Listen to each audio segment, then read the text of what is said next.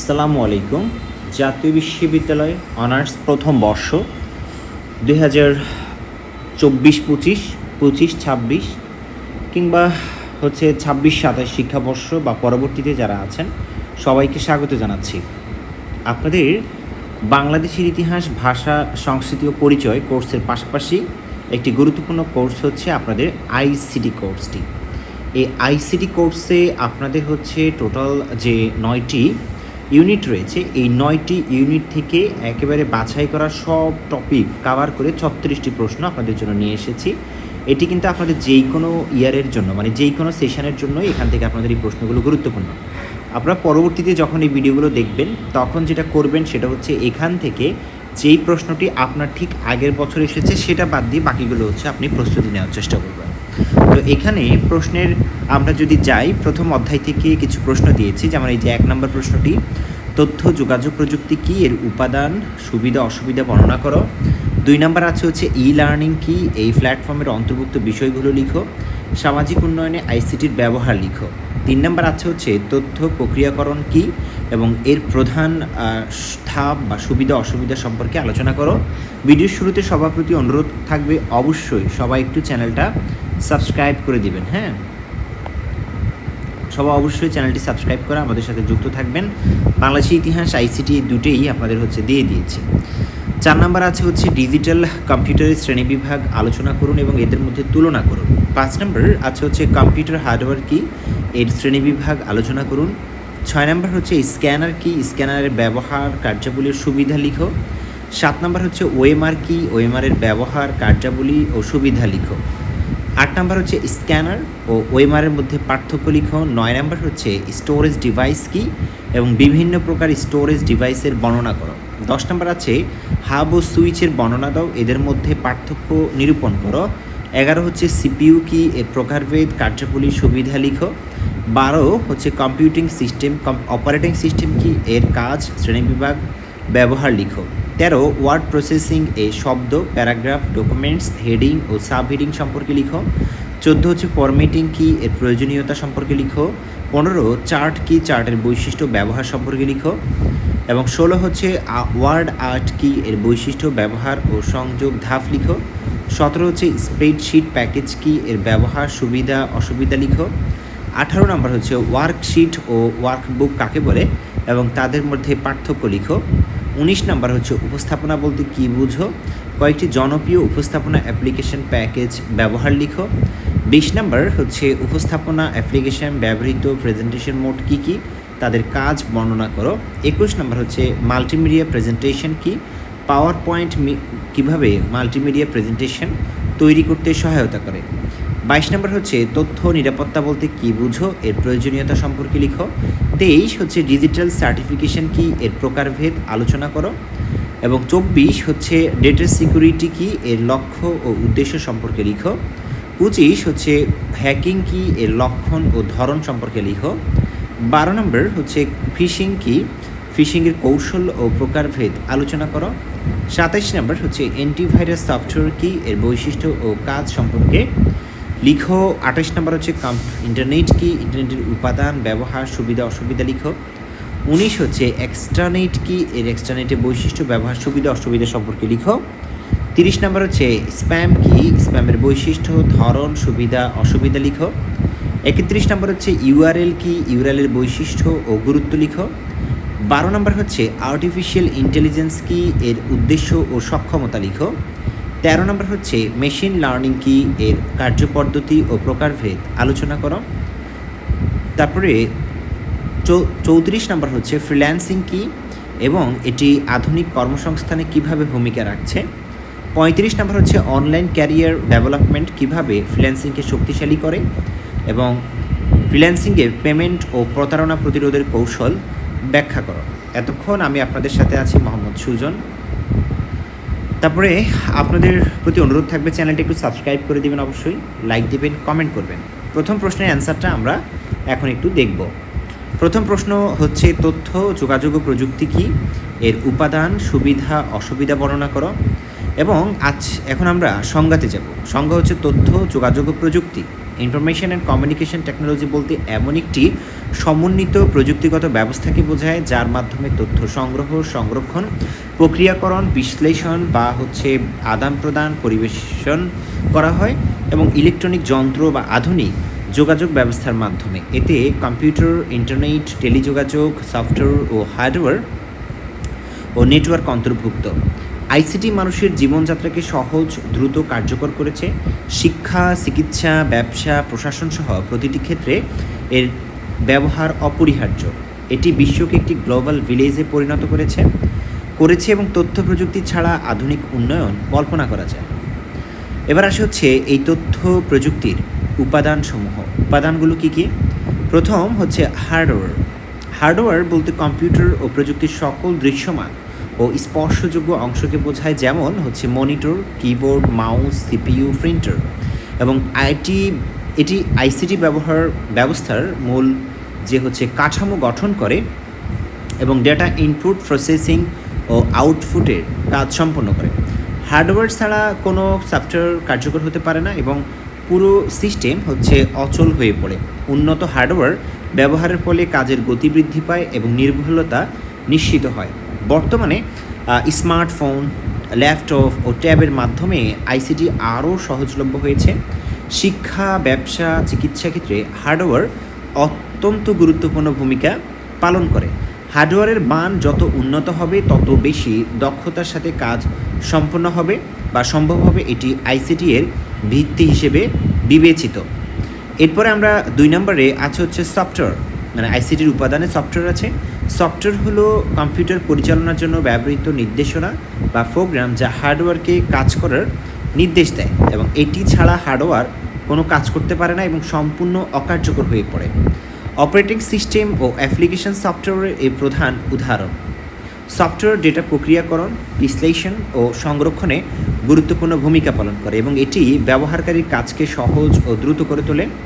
নিয়মিত আপডেটের মাধ্যমে সফটওয়্যার নিরাপত্তা বৃদ্ধি করা যায়। বর্তমানে ক্লাউড ভিত্তিক কম্পিউটার ব্যবহারের ফলে যে কোনো স্থান থেকে কাজ করা সম্ভব হচ্ছে এবং এটি আইসিটি ব্যবস্থার মস্তিষ্ক হিসেবে কাজ করে এবং পুরো সিস্টেমকে বলা যায় পরিচালনা করে।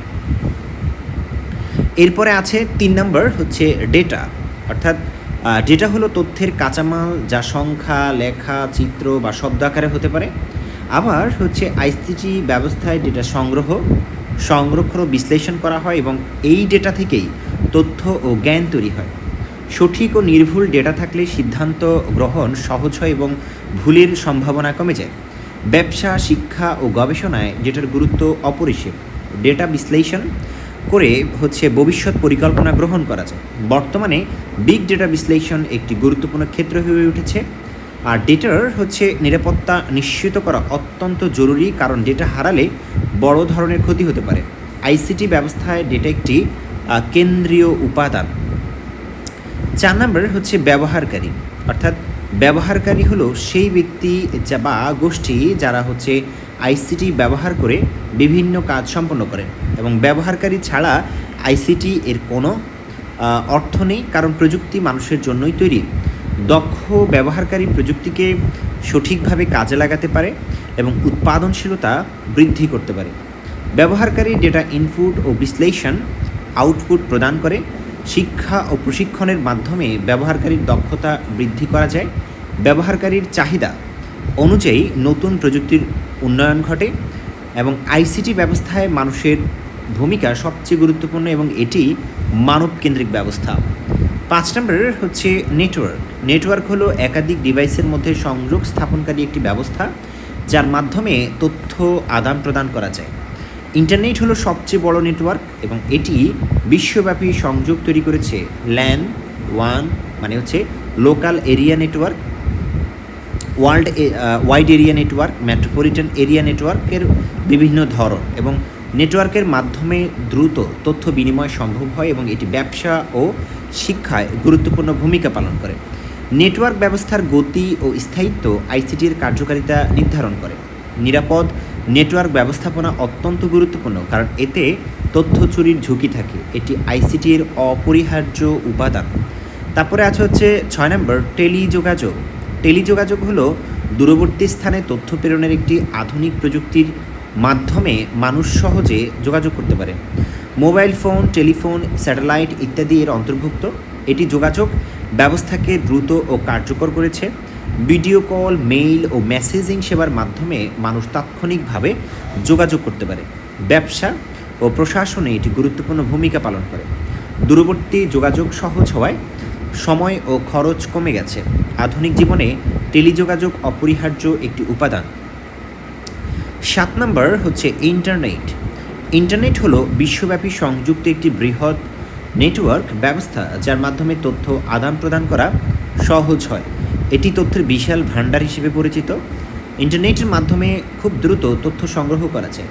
অনলাইন শিক্ষা, ব্যবসা ও বিনোদন এর মাধ্যমে সম্ভব হয়েছে। এটি মানুষের মধ্যে বৈশ্বিক সংযোগ তৈরি করেছে।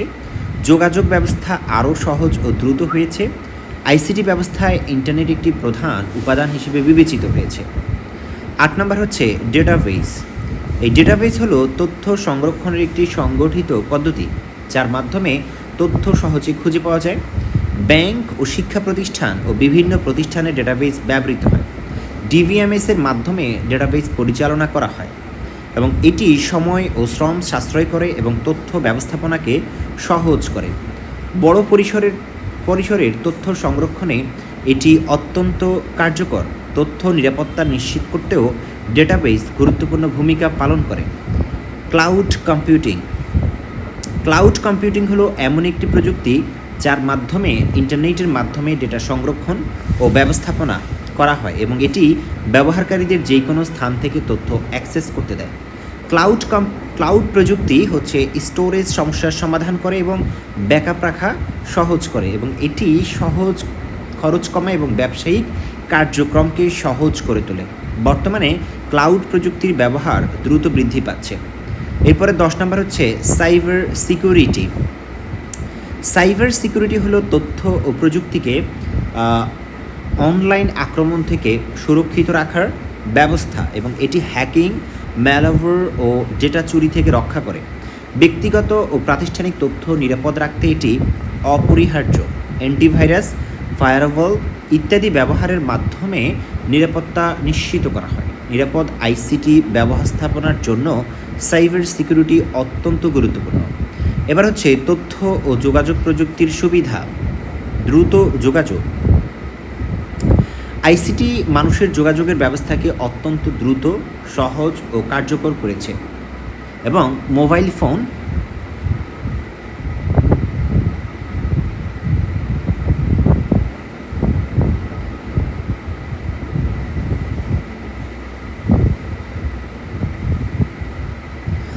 এবং হচ্ছে আমরা এতক্ষণ আলোচনা করছিলাম মোবাইল ফোন সম্পর্কে আলোচনা হচ্ছে। মোবাইল ফোন এবং ইন্টারনেট, ইমেল, ভিডিও কলের মাধ্যমে মুহূর্তের মধ্যে বিশ্বের যেই কোনো স্থানে যোগাযোগ করা যায়। দূরত্ব আর কোনো বাধা নয়, বরং মানুষ সহজে একে অপরের সাথে সংযুক্ত হতে পারে। ব্যবসায়িক যোগাযোগ দ্রুত হওয়ায় কাজের গতি বৃদ্ধি পেয়েছে। জরুরি তথ্য দ্রুত পৌঁছানো সম্ভব হয়েছে। আন্তর্জাতিক যোগাযোগ সহজ হয়েছে এবং বৈশ্বিক সম্পর্ক বৃদ্ধি পেয়েছে।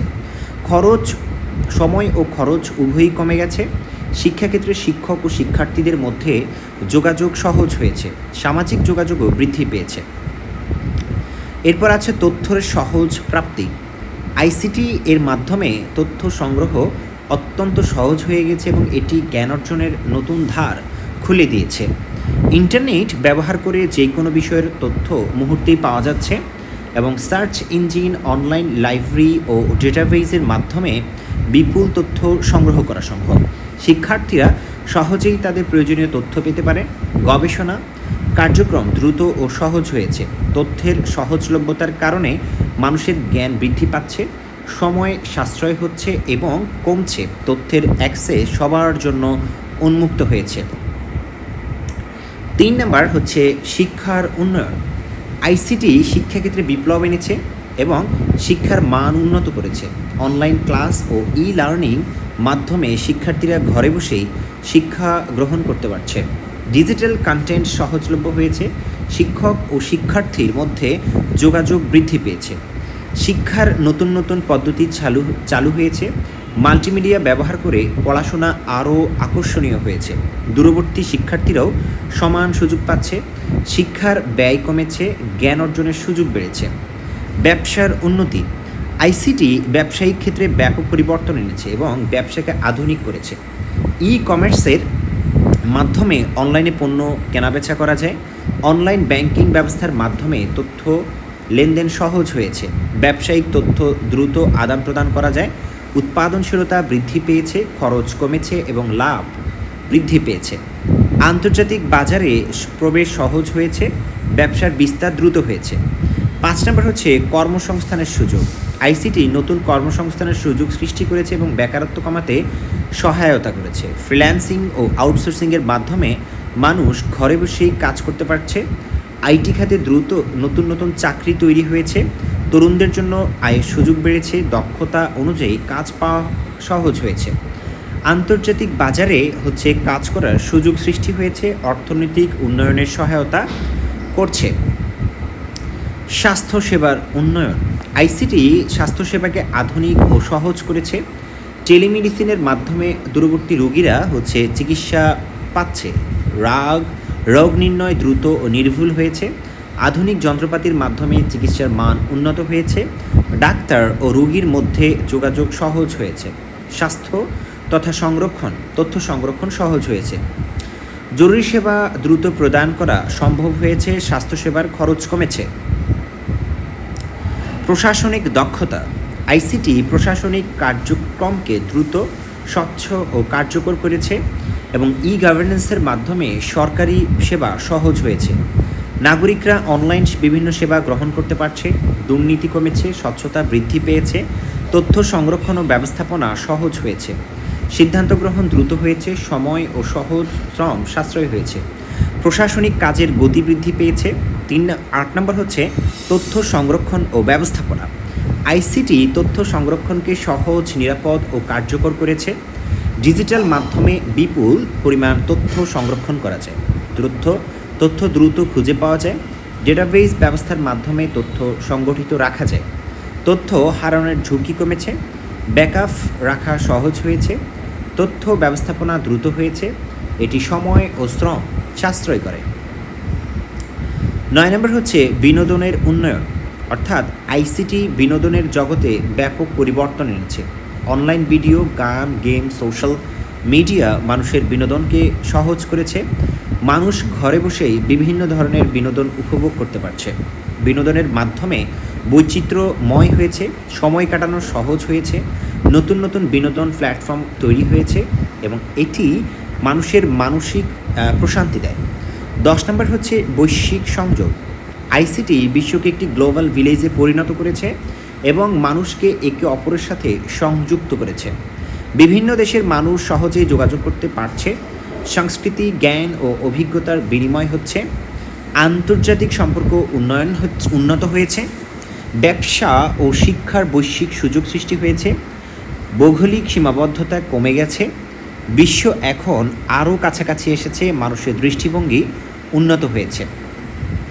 তথ্য ও যোগাযোগ প্রযুক্তির অসুবিধাও রয়েছে, অর্থাৎ এখন যে আমরা তথ্য যোগাযোগ প্রযুক্তির সাথে অভ্যস্ত হয়ে গেছি, কিন্তু এই তথ্য যোগাযোগ প্রযুক্তির হচ্ছে অসুবিধা আছে কিছু। অসুবিধাটা কি?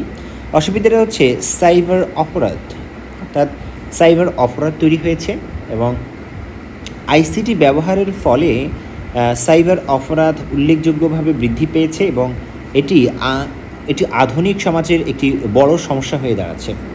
হ্যাকিং, তথ্য চুরি, অনলাইন প্রতারণা ইত্যাদি অপরাধ দিন দিন বাড়ছে।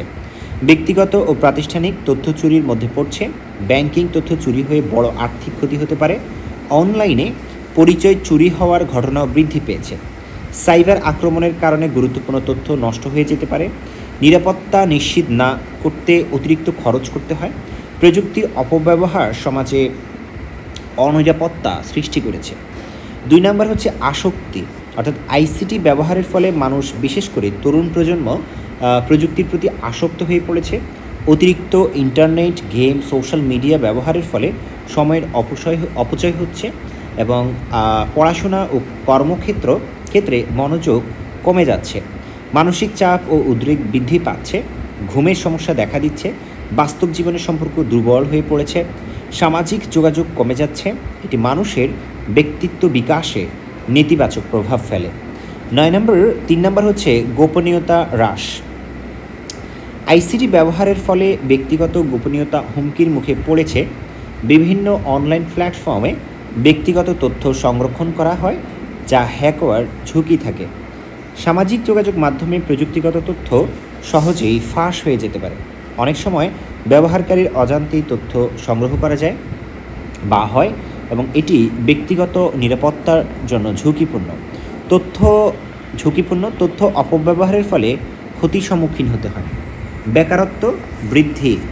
প্রযুক্তির উন্নয়নের ফলে অনেক ক্ষেত্রে মানুষের কাজ মেশিন দ্বারা সম্পন্ন হচ্ছে। অটোমেশন ও রোবট ব্যবহারের কারণে শ্রমিকের প্রয়োজন কমে যাচ্ছে, ফলে অনেক মানুষ কর্মহীন হয়ে পড়ছে। বিশেষ করে কম দক্ষ শ্রমিকরা বেশি ক্ষতিগ্রস্ত হচ্ছে। প্রযুক্তির কারণে চাকরির ধরন পরিবর্তন হচ্ছে, নতুন দক্ষতা না থাকলে চাকরি পাওয়া কঠিন হয়ে যাচ্ছে। স্বাস্থ্য সমস্যা। আইসিটি এর অতিরিক্ত ব্যবহারের ফলে বিভিন্ন স্বাস্থ্য সমস্যা দেখা দিচ্ছে। দীর্ঘ সময় কম্পিউটার মোবাইল ব্যবহারের ফলে চোখের সমস্যা হয়, মাথা ব্যথা, ঘাড় ও পিঠের ব্যথা বাড়ছে, শারীরিক কার্যকলাপ কমে যাওয়ায় স্থূলতা বৃদ্ধি পাচ্ছে, ঘুমের সমস্যা তৈরি হচ্ছে, মানসিক চাপ বৃদ্ধি পাচ্ছে। এটি মানুষের সামগ্রিক স্বাস্থ্যের ক্ষতি করছে।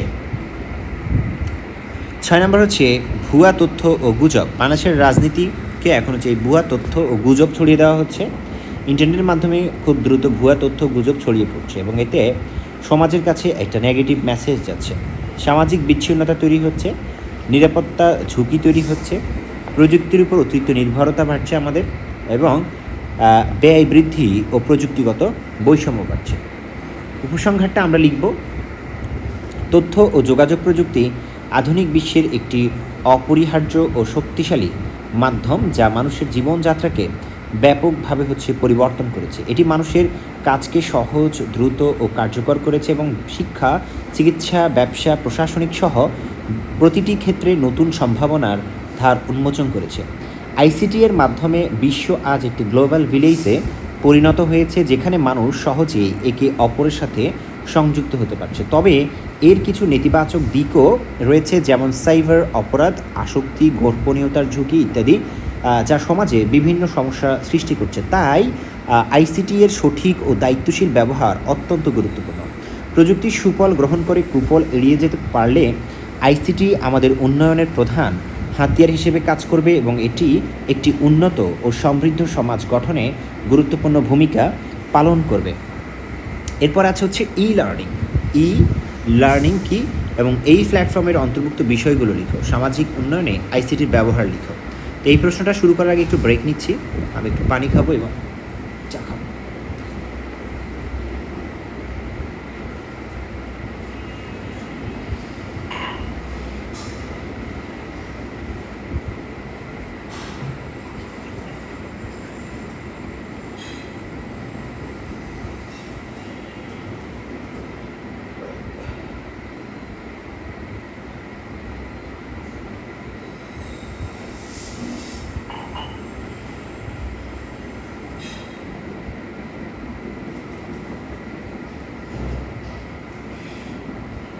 লার্নিং কি, এটি হচ্ছে আমাদের প্রশ্ন এবং এটার ব্যবহার।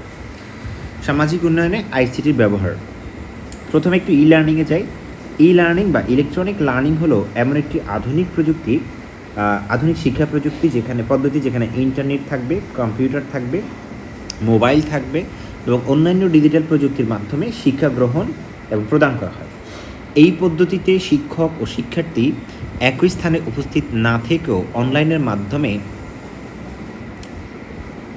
মাধ্যমে শিক্ষা কার্যক্রম পরিচালনা করতে পারে।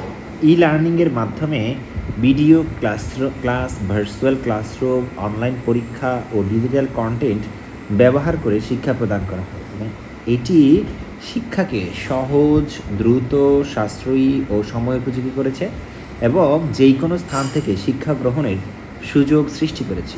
লার্নিং প্ল্যাটফর্মের অন্তর্ভুক্ত বিষয়সমূহ কী কী? 1 নম্বর হচ্ছে লার্নিং ম্যানেজমেন্ট সিস্টেম।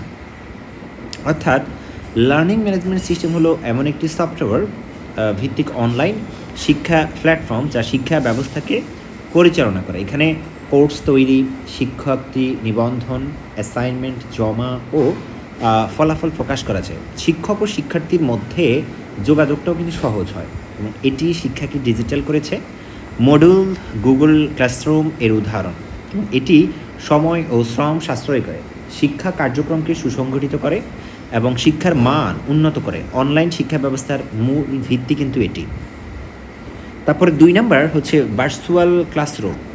এই ভার্চুয়াল ক্লাসরুম হলো এমন একটি অনলাইন শ্রেণীকক্ষ যেখানে শিক্ষক ও শিক্ষার্থী ভিডিও কলে যুক্ত হয়ে ক্লাস করে। এতে সরাসরি লেকচার, আলোচনা ও প্রশ্নোত্তর সম্ভব হয়।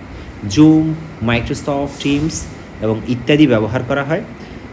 দূর শিক্ষাকে সহজ করেছে এটি এবং শিক্ষার্থীরা ঘরে বসেই ক্লাস করতে পারে। তারপর হচ্ছে online course platform. Online course platform হলো এমন একটি ব্যবস্থা যেখানে বিভিন্ন বিষয়ে কোর্স করা যায়, যেমন হচ্ছে কোর্সেরা, ইউডেমি, ইডিএক্স এর মতো প্ল্যাটফর্মগুলো ব্যবহার করা হয়। এখানে ভিডিও লেকচার, কুইজ ও অ্যাসাইনমেন্ট থাকে। শিক্ষার্থীরা নিজের সময় উপযোগী অনুযায়ী শেখে এবং এটি স্বশিক্ষাকে উৎসাহিত করে, দক্ষতা উন্নয়নে সাহায্য করে, আন্তর্জাতিক মানের শিক্ষা পাওয়া যায়। 4 নম্বর হচ্ছে ডিজিটাল কন্টেন্ট। 4 নম্বর ডিজিটাল কন্টেন্ট। ডিজিটাল কন্টেন্ট হলো ভিডিও, অডিও, পিডিএফ, স্লাইড ইত্যাদি শিক্ষা সামগ্রী এবং এটি শিক্ষাকে আকর্ষণীয় ও সহজ করে তোলে। শিক্ষার্থীরা যে কোনো সময় এগুলো ব্যবহার করতে পারে, শিক্ষার মান বৃদ্ধি পায়, জটিল বিষয় সহজে বোঝা যায়, পুনরায় দেখা সম্ভব হয়। এটি আধুনিক শিক্ষার জন্য গুরুত্বপূর্ণ অংশ।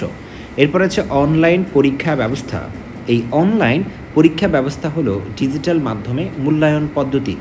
এতে এমসিকিউ, লিখিত ও অটো গ্রেডিং সিস্টেম থাকে। এটি সময় সাশ্রয় করে, দ্রুত ফলাফল পাওয়া যায়, পরীক্ষার স্বচ্ছতা বৃদ্ধি পায়, দূরবর্তী শিক্ষার্থীদের জন্য সহজ। এটি শিক্ষা ব্যবস্থাকে আধুনিক করেছে এটা।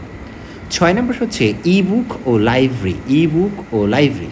ইবুক হলো বইয়ের ডিজিটাল সংরক্ষণ যা অনলাইনে পড়া যায়। ডিজিটাল লাইব্রেরিতে হাজার হাজার বই সংরক্ষিত থাকে, যে কোনো সময় বই পড়া সম্ভব, জ্ঞান অর্জনের সুযোগ বৃদ্ধি পায়, বই বহনের প্রয়োজন হয় না, তথ্য সহজে পাওয়া যায়। 7 নম্বর হচ্ছে ভিডিও লেকচার হলো পূর্বে রেকর্ড করা বা লাইভ শিক্ষাদান ভিডিও। শিক্ষার্থীরা যে কোনো সময় এটি দেখতে পারে, পুনরায় শেখার সুযোগ থাকে, জটিল বিষয়ে সহজে বোঝা যায়, শিখার গতি বৃদ্ধি পায় এবং এটি লার্নিংয়ের গুরুত্বপূর্ণ অংশ। 8 নম্বর হচ্ছে ফোরাম ও ডিসকাশন বোর্ড। এটি এমন একটি অনলাইন প্ল্যাটফর্ম যেখানে শিক্ষার্থী ও শিক্ষক আলোচনা করতে পারে, প্রশ্ন করা সহজ উত্তর দেওয়া যায়, পারস্পরিক সহযোগিতা বৃদ্ধি পায়, জ্ঞান বিনিময় সহজ হয়, ইন্টারঅ্যাক্টিভ শিক্ষা সম্ভব হয়। মোবাইল লার্নিং হলো মোবাইল ফোনের মাধ্যমে শিক্ষা গ্রহণ। যে কোনো স্থান থেকে শেখা যায়, অ্যাপ ব্যবহার করে শিক্ষা গ্রহণ করা হয়। এটি খুব সহজ ও জনপ্রিয়, শিক্ষার্থীদের জন্য সুবিধাজনক, সময় ও সাশ্রয়। 10 নম্বর হচ্ছে ক্লাউড বেসড লার্নিং হলো অনলাইনে ক্লাউড সার্ভারে সংরক্ষিত শিক্ষা ব্যবস্থা, যে কোনো ডিভাইস থেকে অ্যাক্সেস করা যায়, ডেটা নিরাপদ থাকে, ব্যাকআপ সুবিধা থাকে এবং এটি আধুনিক শিক্ষার গুরুত্বপূর্ণ অংশ। সামাজিক উন্নয়নে আইসিটির ব্যবহারে আমরা এখন চলে যাব। সামাজিক উন্নয়নে আইসিটির ব্যবহারে আছে হচ্ছে শিক্ষার উন্নয়ন, অর্থাৎ আইসিটি শিক্ষা ব্যবস্থাকে আধুনিক, সহজ ও কার্যকর করেছে। অনলাইন ক্লাস ও লার্নিং ও ডিজিটাল কন্টেন্টের মাধ্যমে শিক্ষার্থীরা ঘরে বসে শিক্ষা গ্রহণ করতে পারে। এতে শহর ও গ্রামের শিক্ষার্থীদের মধ্যে বৈষম্য অনেকটা কমেছে। মাল্টিমিডিয়া ব্যবহার শিক্ষাকে আকর্ষণীয় করেছে। শিক্ষক ও শিক্ষার্থীর যোগাযোগ সহজ হয়েছে, তথ্য দ্রুত আদান প্রদান করা যায়, শিক্ষার মান বৃদ্ধি পেয়েছে, শিক্ষার্থীরা স্বশিক্ষায় উৎসাহিত হচ্ছে, জ্ঞান অর্জনের সুযোগ বৃদ্ধি পেয়েছে। এটি সামাজিক উন্নয়নে গুরুত্বপূর্ণ ভূমিকা রাখছে। 2 নম্বর হচ্ছে স্বাস্থ্যসেবার উন্নয়ন। আইসিটি স্বাস্থ্যসেবাকে দ্রুত ও আধুনিক করেছে।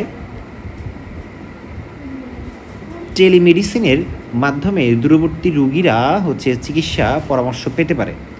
অনলাইনে রোগীর তথ্য সংরক্ষণ সহজ হয়েছে, দ্রুত রোগ নির্ণয় সম্ভব হচ্ছে, ডাক্তার ও রোগীর মধ্যে যোগাযোগ উন্নত হয়েছে, আর জরুরি চিকিৎসা প্রদান করা যায়, স্বাস্থ্যসেবার মান বৃদ্ধি পেয়েছে এতে এবং খরচ কমেছে।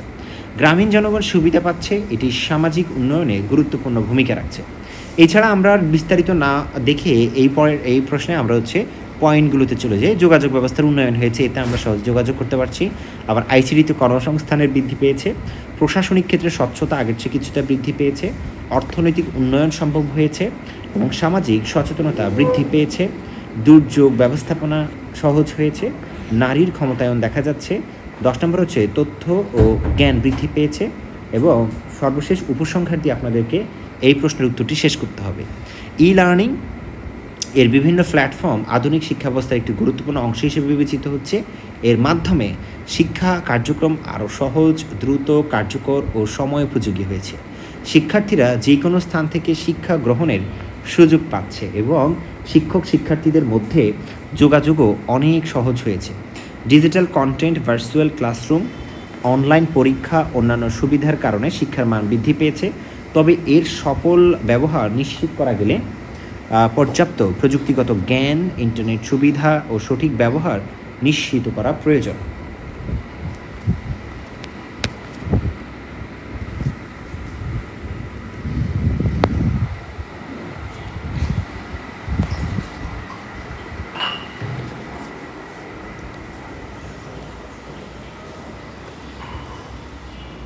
তিন নম্বর এখানে আছে যে তথ্য প্রক্রিয়াকরণ চক্র কী। তথ্য প্রক্রিয়াকরণ চক্র কী, এর ধাপ, সুবিধা ও অসুবিধা সম্পর্কে লিখো। এখানে এই তথ্য প্রক্রিয়াকরণ এর সুবিধা অসুবিধার মধ্যে আমরা যে বিষয়গুলো নিয়ে একটু কথা বলবো তার মধ্যে আছে আমাদের প্রথমে আমরা জানবো তথ্য প্রক্রিয়াকরণ চক্রটা আসলে কি। দেখো এখানে আছে তথ্য প্রক্রিয়াকরণ চক্র হলো এমন একটি ধারাবাহিক প্রক্রিয়া যার মাধ্যমে কাঁচা তথ্য বা ডাটা সংগ্রহ, প্রক্রিয়াকরণ, সংরক্ষণ ও আউটপুটের মাধ্যমে অর্থবহ তথ্য রূপান্তর করা হয়। এবং এই প্রক্রিয়ায় ইনপুট ডিভাইসের মাধ্যমে ডেটা সংগ্রহ করা হয়, পরে কম্পিউটার সেটি প্রক্রিয়াকরণ করে, ফলে ফলাফল তৈরি করে এবং ব্যবহারকারীর কাছে উপস্থাপন করে। এটি একটি নিরবিচ্ছিন্ন চক্র হিসেবে কাজ করে, কারণ তথ্য প্রয়োজন অনুযায়ী পুনরায় ব্যবহার ও আপডেট করা যায়। আধুনিক কম্পিউটার সিস্টেম এই চক্র অত্যন্ত গুরুত্বপূর্ণ ভূমিকা পালন করে এবং সিদ্ধান্ত গ্রহণকে সহজ করে দেয়। কিভাবে? কারণ দেখো এখানে তোমরা স্ক্রিনে দেখতে পাচ্ছ যে তথ্য প্রক্রিয়াকরণ চক্রের প্রধান ধাপসমূহ সম্পর্কে। এই তথ্য প্রক্রিয়াকরণের প্রধান ধাপসমূহের মধ্যে 1 নম্বরে আছে আমাদের ইনপুট। অর্থাৎ ইনপুট হলো তথ্য প্রক্রিয়াকরণের আমাদের চক্রের প্রথম ধাপ, যেখানে কাঁচা ডেটা বা তথ্য কম্পিউটারে আমরা প্রবেশ করাই এবং এই ধাপে কিবোর্ড, মাউস, স্ক্যানার, মাইক্রোফোন ইত্যাদি ইনপুট ডিভাইসের ব্যবহার করি আমরা। ব্যবহারকারীর প্রয়োজনীয় তথ্য সিস্টেমে প্রদান করে। ইনপুট ছাড়া কোনো প্রক্রিয়াকরণ সম্ভব নয়। এটি পুরো চক্রের ভিত্তি তৈরি করে।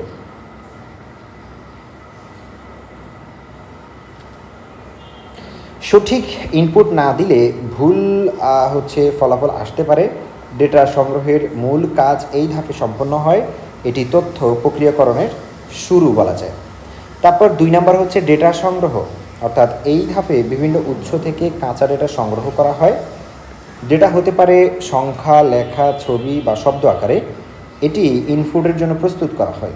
সঠিক তথ্য সংগ্রহ অত্যন্ত গুরুত্বপূর্ণ। ভুল ডেটা পুরো প্রক্রিয়াকে প্রভাবিত করতে পারে। বিভিন্ন মাধ্যম থেকে তথ্য সংগ্রহ করা হয়। এটি ইনপুট ধাপের সাথে সম্পর্কিত। তারপরে আছে ডেটা যাচাই ধাপে সংগ্রহ করা ডেটা সঠিক কিনা তা পরীক্ষা করা হয়। ভুল, অসম্পূর্ণ ও অপ্রয়োজনীয় ডেটা বাদ দেওয়া হয়। এটি ডেটার গুণগত মান নিশ্চিত করে। নির্ভুল তথ্য নিশ্চিত করার জন্য এই ধাপ গুরুত্বপূর্ণ। যাচাই না করলে ফলাফল ভুল হতে পারে। তারপর ডেটা প্রসেসিং আছে। অর্থাৎ এই ধাপে ইনপুট ডেটার প্রক্রিয়াকরণ করা হয়। সিপিইউ এর কাজ সম্পন্ন করে। ডেটা বিশ্লেষণ, গণনা ও পরিবর্তন করা যায়। এটি চক্রের সবচেয়ে গুরুত্বপূর্ণ ধাপ। এখানে তথ্যকে ব্যবহারযোগ্য রূপে রূপান্তর করা হয়। প্রসেসিং ছাড়া ইনপুট তৈরি করা সম্ভব নয়। তারপরে হচ্ছে 5 নম্বর ডেটা বিন্যাস, শ্রেণীবিন্যাস। এই ডেটা শ্রেণীবিন্যাসে এই ধাপে ডেটাকে বিভিন্ন শ্রেণীতে ভাগ করা হয়। একই ধরনের তথ্য একসাথে রাখা হয়, এটি তথ্য ব্যবস্থাপনাকে সহজ করে। শ্রেণীবিন্যাস করলে বিশ্লেষণ সহজ হয়, এটি প্রসেসিংয়ের অংশ হিসেবে কাজ করে। ডেটা বড়, ডেটা সহজভাবে পরিচালনা করা যায়। 6 নম্বর আছে দেখো হচ্ছে গণনা। এই ধাপে ডেটার উপর বিভিন্ন গাণিতিক কাজ করা হয়, যোগ, বিয়োগ, গুণ, ভাগ ইত্যাদি সম্পন্ন হয় এবং এটি কম্পিউটার প্রধান কাজগুলোর একটি। সঠিক ফলাফল পাওয়ার জন্য এটি গুরুত্বপূর্ণ। ব্যবসা ও হিসাব নিকাশে এটি গুরুত্বপূর্ণ বিকাশে ব্যবহৃত হয় এবং সিপিইউর কাজ সম্পন্ন করে এটি। ডেটা সংরক্ষণ, ডেটা সংরক্ষণ এই ধাপে প্রক্রিয়াকৃত বা অপ্রক্রিয়াকৃত ডেটা ভবিষ্যতের জন্য সংরক্ষণ করা হয়। হার্ড ডিস্ক, পেন ড্রাইভ, ক্লাউডে তথ্য রাখা সহ এটি পুনরায় ব্যবহারযোগ্য হয়, তথ্য হারানো থেকে রক্ষা করে। বড় পরিমাণ ডেটা সংরক্ষণ করা যায় এবং এটি তথ্য ব্যবস্থাপনার একটি গুরুত্বপূর্ণ অংশ। 8 নম্বর হচ্ছে আউটপুট। আউটপুট হলো প্রক্রিয়াকৃত তথ্য ব্যবহারকারীর কাছে উপস্থাপন করা। মনিটর, প্রিন্টার, স্পিকার ইত্যাদির মাধ্যমে ফলাফল দেখানো এবং এটি চূড়ান্ত ফলাফল প্রদান করে। ব্যবহারকারীর তথ্য সহজে বুঝতে পারে, সঠিক আউটপুট সিদ্ধান্ত গ্রহণে সাহায্য করে। এটি চক্রের শেষ দিকের ধাপ। 9 নম্বর হচ্ছে কন্ট্রোল, অর্থাৎ কন্ট্রোল ধাপ পুরো প্রক্রিয়াকে নিয়ন্ত্রণ করে। এটি নিশ্চিত করে প্রতিটি ধাপ সঠিকভাবে সম্পন্ন হচ্ছে কিনা। সিপিইউ এই নিয়ন্ত্রণ করে। ভুল হলে সংশোধন করা হয়। এটি পুরো সিস্টেমকে স্থিতিশীল রাখে, সব ধাপের মধ্যে সমন্বয় রাখে। ফিডব্যাকটা কি? ফিডব্যাকটা হচ্ছে ফিডব্যাক ধাপে আউটপুট যাচাই করা হয়, ফলাফল সঠিক কিনা তা পরীক্ষা করা হয়। ভুল থাকলে পুনরায় ইনপুট দেওয়া হয়। এটি চক্রকে পুনরাবৃত্তিযোগ্য করে, উন্নত ফলাফল নিশ্চিত করে এবং এটি তথ্য প্রক্রিয়াকরণ চক্রকে সম্পন্ন করে। তারপরে আছে হচ্ছে তথ্য প্রক্রিয়াকরণ চক্রের সুবিধা। এক নম্বর হচ্ছে দ্রুত তথ্য প্রক্রিয়াকরণ। এই তথ্য প্রক্রিয়াকরণ চক্রের মাধ্যমে ডেটা খুব দ্রুত প্রক্রিয়াকরণ করা যায়, যা মানুষের হাতে করলে অনেক সময় লাগতো। কম্পিউটার অল্প সময়ে বিশাল পরিমাণ তথ্য বিশ্লেষণ করতে পারে, এতে কাজের গতি বহুগুণ বৃদ্ধি পায় এবং সময় সাশ্রয় হয়। বড় বড় প্রতিষ্ঠানে অল্প সময়ে জটিল হিসাব নিকাশ করা সম্ভব হয়। ব্যাংকিং, শিক্ষা ও ব্যবসায়িক কাজে এটি অত্যন্ত কার্যকর। দ্রুত কাজ সম্পন্ন হয়, উৎপাদনশীলতা বৃদ্ধি পায়। তারপর 2 নম্বর হচ্ছে নির্ভুল ফলাফল। এই চক্রে সঠিক ইনপুট দিলে ফলাফল অত্যন্ত নির্ভুলভাবে পাওয়া যায়। মানুষের মতো ভুল করার সম্ভাবনা অনেক কম থাকে। গাণিতিক হিসাব, বিশ্লেষণ, ডেটা প্রসেসিং সঠিকভাবে সম্পন্ন হয়। এতে সিদ্ধান্ত গ্রহণ আরও নির্ভরযোগ্য হয়। ব্যবসা ও গবেষণার ক্ষেত্রে এটি অত্যন্ত গুরুত্বপূর্ণ। ভুল কম হয়, ঝুঁকিও কিন্তু কমে যায়। তারপর 3 নম্বর হচ্ছে বড় পরিমাণের ডেটা ব্যবস্থাপনা। এই তথ্য প্রক্রিয়াকরণ চক্রের মাধ্যমে বিশাল পরিমাণ ডেটা সহজে পরিচালনা করা যায়। হাজার হাজার লক্ষাধিক তথ্য একসাথে সংরক্ষণ ও বিশ্লেষণ করা সম্ভব এবং এটি বিগ ডেটা ব্যবস্থাপনায় গুরুত্বপূর্ণ ভূমিকা রাখে। বড় প্রতিষ্ঠানের তথ্য সহজে নিয়ন্ত্রণ করা যায়। তথ্য সংরক্ষণ সুবিধা। এই প্রক্রিয়ায় তথ্য সহজে সংরক্ষণ করা যায় এবং ভবিষ্যতে পুনরায় ব্যবহার করা যায়। হার্ড ডিস্ক, পেন ড্রাইভ ও ক্লাউডে তথ্য নিরাপদে রাখা যায়, তথ্য হারানোর ঝুঁকি কমে যায়। সংরক্ষিত তথ্য যে কোনো সময় ব্যবহার করা সম্ভব। 5 নম্বর হচ্ছে সময় সাশ্রয়। তথ্য প্রক্রিয়াকরণ চক্রের মাধ্যমে অল্প সময়ে অনেক কাজ সম্পন্ন করা যায়। হাতে কাজ করলে যে সময় লাগতো তার চেয়ে অনেক সময় কম সময়ে ফলাফল পাওয়া যায়। এটি অফিস ও শিক্ষাক্ষেত্রে কাজের গতি বাড়ায়, সময়ের অপচয় কমে যায়। স্বয়ংক্রিয় প্রক্রিয়া। এই চক্রে অনেক কাজ স্বয়ংক্রিয়ভাবে সম্পন্ন হয়, ব্যবহারকারীর হস্তক্ষেপ খুব কম লাগে। সফটওয়্যার নিজে থেকেই ডেটা প্রক্রিয়াকরণ করে ফলাফল তৈরি করে, এটি কাজকে সহজ ও দ্রুত করে তোলে। 7 নম্বর হচ্ছে সিদ্ধান্ত গ্রহণ সহজ হয়। তথ্য বিশ্লেষণের মাধ্যমে সঠিক সিদ্ধান্ত নেওয়া সহজ হয়। বিভিন্ন ডেটা একত্রে বিশ্লেষণ করে ফলাফল তৈরি হয়। ব্যবসা ও প্রশাসনে এটি গুরুত্বপূর্ণ ভূমিকা রাখে, ভুল সিদ্ধান্তের ঝুঁকি কমে যায়। 8 নম্বর হচ্ছে তথ্য পুনর্ব্যবহারযোগ্যতা। সংরক্ষিত তথ্য পরবর্তীতে আবার ব্যবহার করা যায়। একই ডেটা বারবার ব্যবহার করা সম্ভব হয়, কাজের দক্ষতা বৃদ্ধি পায়। নতুন করে ডেটা সংগ্রহের প্রয়োজন কমে যায়, সময় ও শ্রম সাশ্রয় হয়। 9 নম্বর হচ্ছে নির্ভরযোগ্যতা। কম্পিউটার দ্বারা প্রক্রিয়াকৃত তথ্য সাধারণত নির্ভরযোগ্য হয়, মানুষের ভুল কম থাকায় ফলাফল স্থিতিশীল হয়, এটি গুরুত্বপূর্ণ কাজে ব্যবহার করা যায়, তথ্যের মান উন্নত হয়।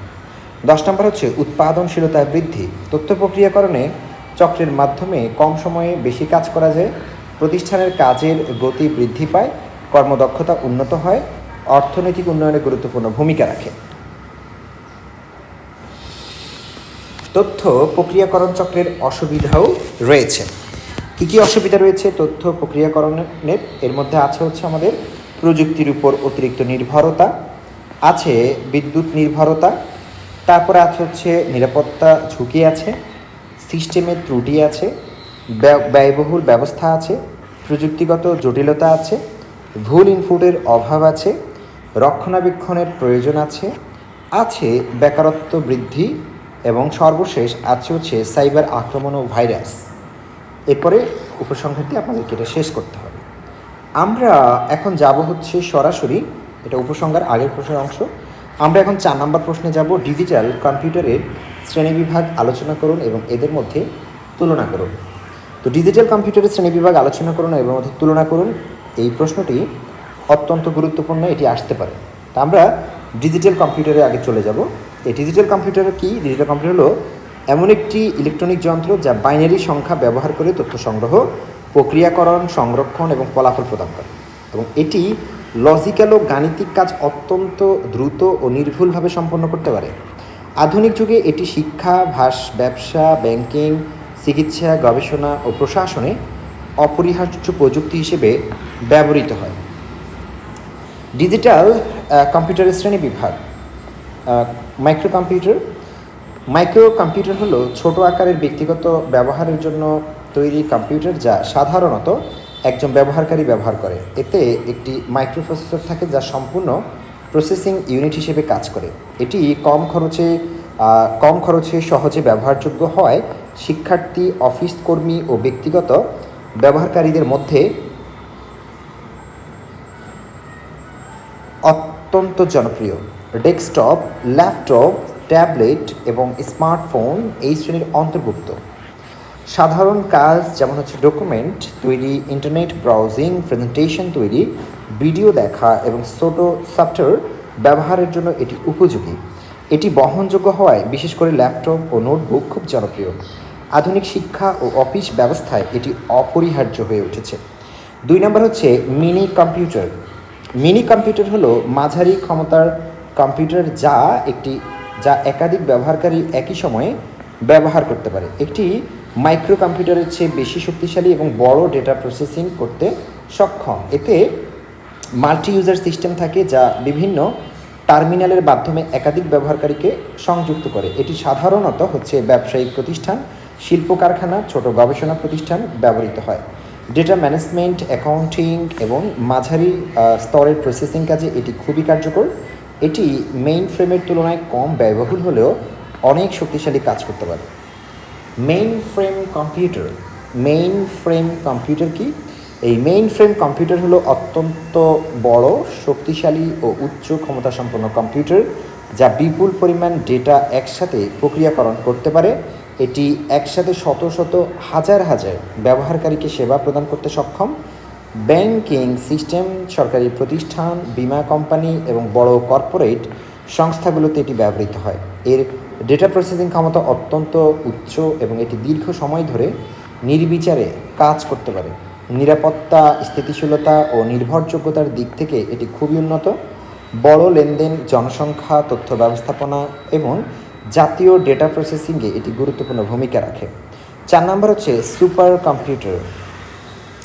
সুপার কম্পিউটার হলো বিশ্বের সবচেয়ে শক্তিশালী এবং দ্রুতগতির কম্পিউটার যা অত্যন্ত জটিল বৈজ্ঞানিক ও গাণিতিক সমস্যা সমাধান করতে ব্যবহৃত হয়। এটি ট্রিলিয়ন হিসাব অতি অল্প সময়ে করতে সক্ষম। আবহাওয়া পূর্বাভাস, মহাকাশ গবেষণা, পারমাণবিক গবেষণা, কৃত্রিম বুদ্ধিমত্তা ও বড় বৈজ্ঞানিক পরীক্ষার এটি ব্যবহৃত হয় এবং এর প্রসেসিং ক্ষমতা অন্যান্য সব কম্পিউটারের চেয়ে অনেক বেশি। এটি শক্তিশালী ও ব্যয়বহুল। তারপরে আছে হচ্ছে hybrid computer.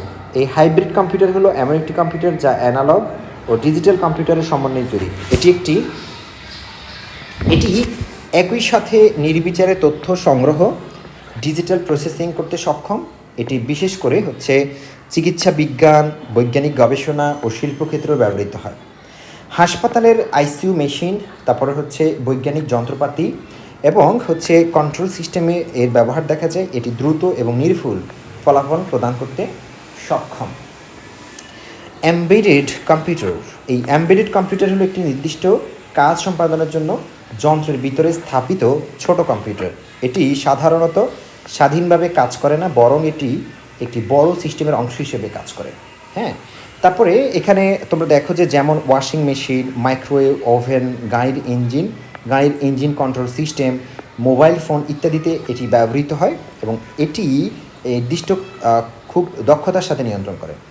Workstation computer, workstation হলো উচ্চ ক্ষমতা সম্পন্ন কম্পিউটার যা বিশেষ করে ইঞ্জিনিয়ারিং, গ্রাফিক ডিজাইন, অ্যানিমেশন এবং বৈজ্ঞানিক গবেষণায় ব্যবহৃত হয়। এতে উন্নত সিপিইউ, র্যাম ও গ্রাফিক সাপোর্ট থাকে।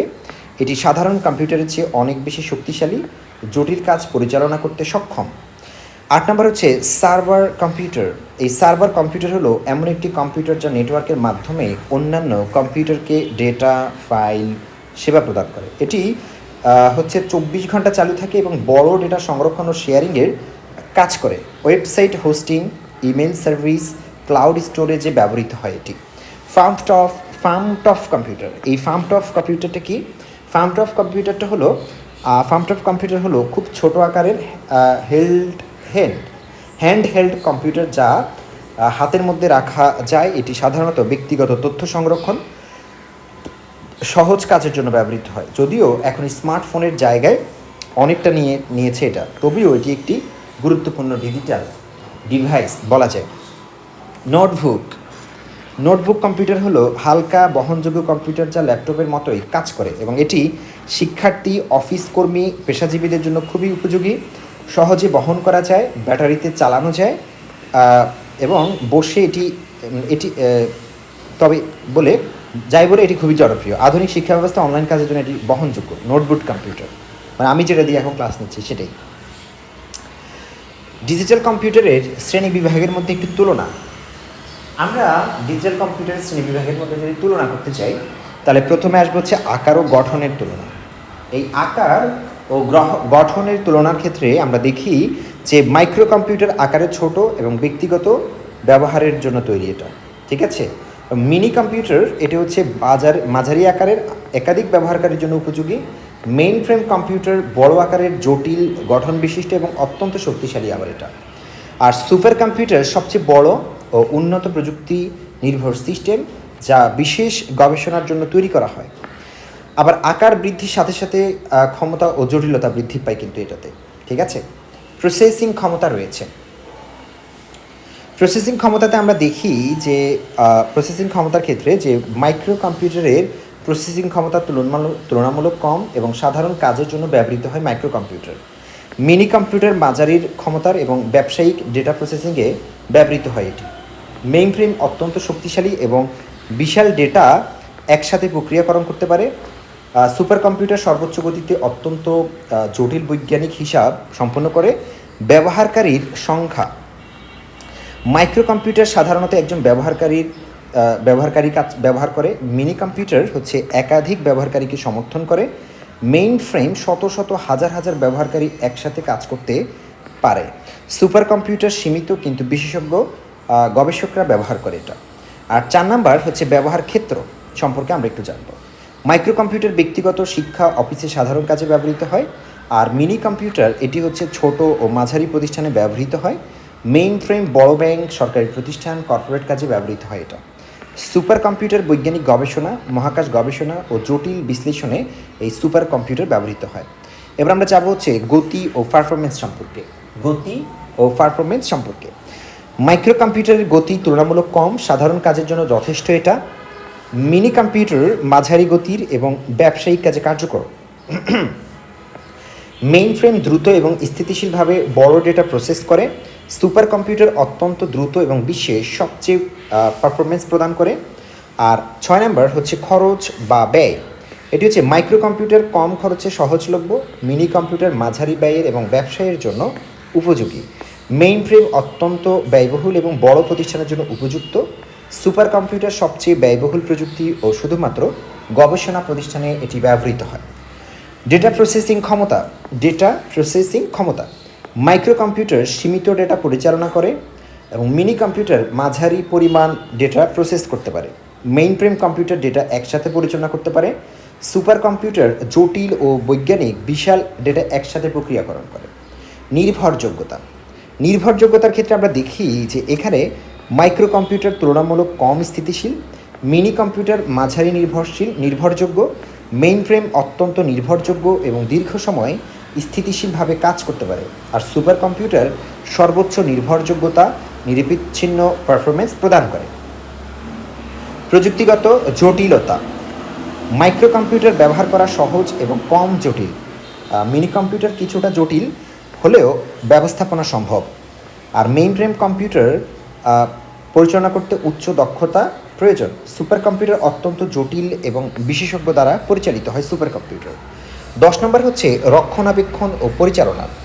মাইক্রো কম্পিউটার সহজে রক্ষণাবেক্ষণযোগ্য, মিনি কম্পিউটার মাঝারি পর্যায়ে রক্ষণাবেক্ষণ প্রয়োজন, মেইন ফ্রেম নিয়মিত ও জটিল রক্ষণাবেক্ষণ দরকার, সুপার কম্পিউটার অত্যন্ত উন্নত প্রযুক্তি ও উচ্চ ব্যয়যুক্ত রক্ষণাবেক্ষণ প্রয়োজন। তারপরে হচ্ছে উপসংহারে যদি আমরা যাই, ডিজিটাল কম্পিউটার আধুনিক প্রযুক্তির অন্যতম গুরুত্বপূর্ণ আবিষ্কার, যা বিভিন্ন শ্রেণীতে বিভক্ত হয়ে ভিন্ন ভিন্ন ক্ষমতা ও কাজের জন্য ব্যবহৃত হয়। মাইক্রো কম্পিউটার থেকে শুরু করে সুপার কম্পিউটার পর্যন্ত প্রতিটি শ্রেণীর কম্পিউটারই মানুষের প্রয়োজন অনুযায়ী নির্দিষ্ট ভূমিকা পালন করে।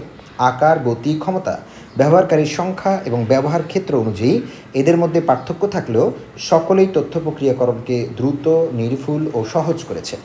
আধুনিক শিক্ষা, ব্যবসা, গবেষণা ও প্রশাসনিক কার্যক্রমে এই কম্পিউটারগুলোর অবদান অত্যন্ত গুরুত্বপূর্ণ।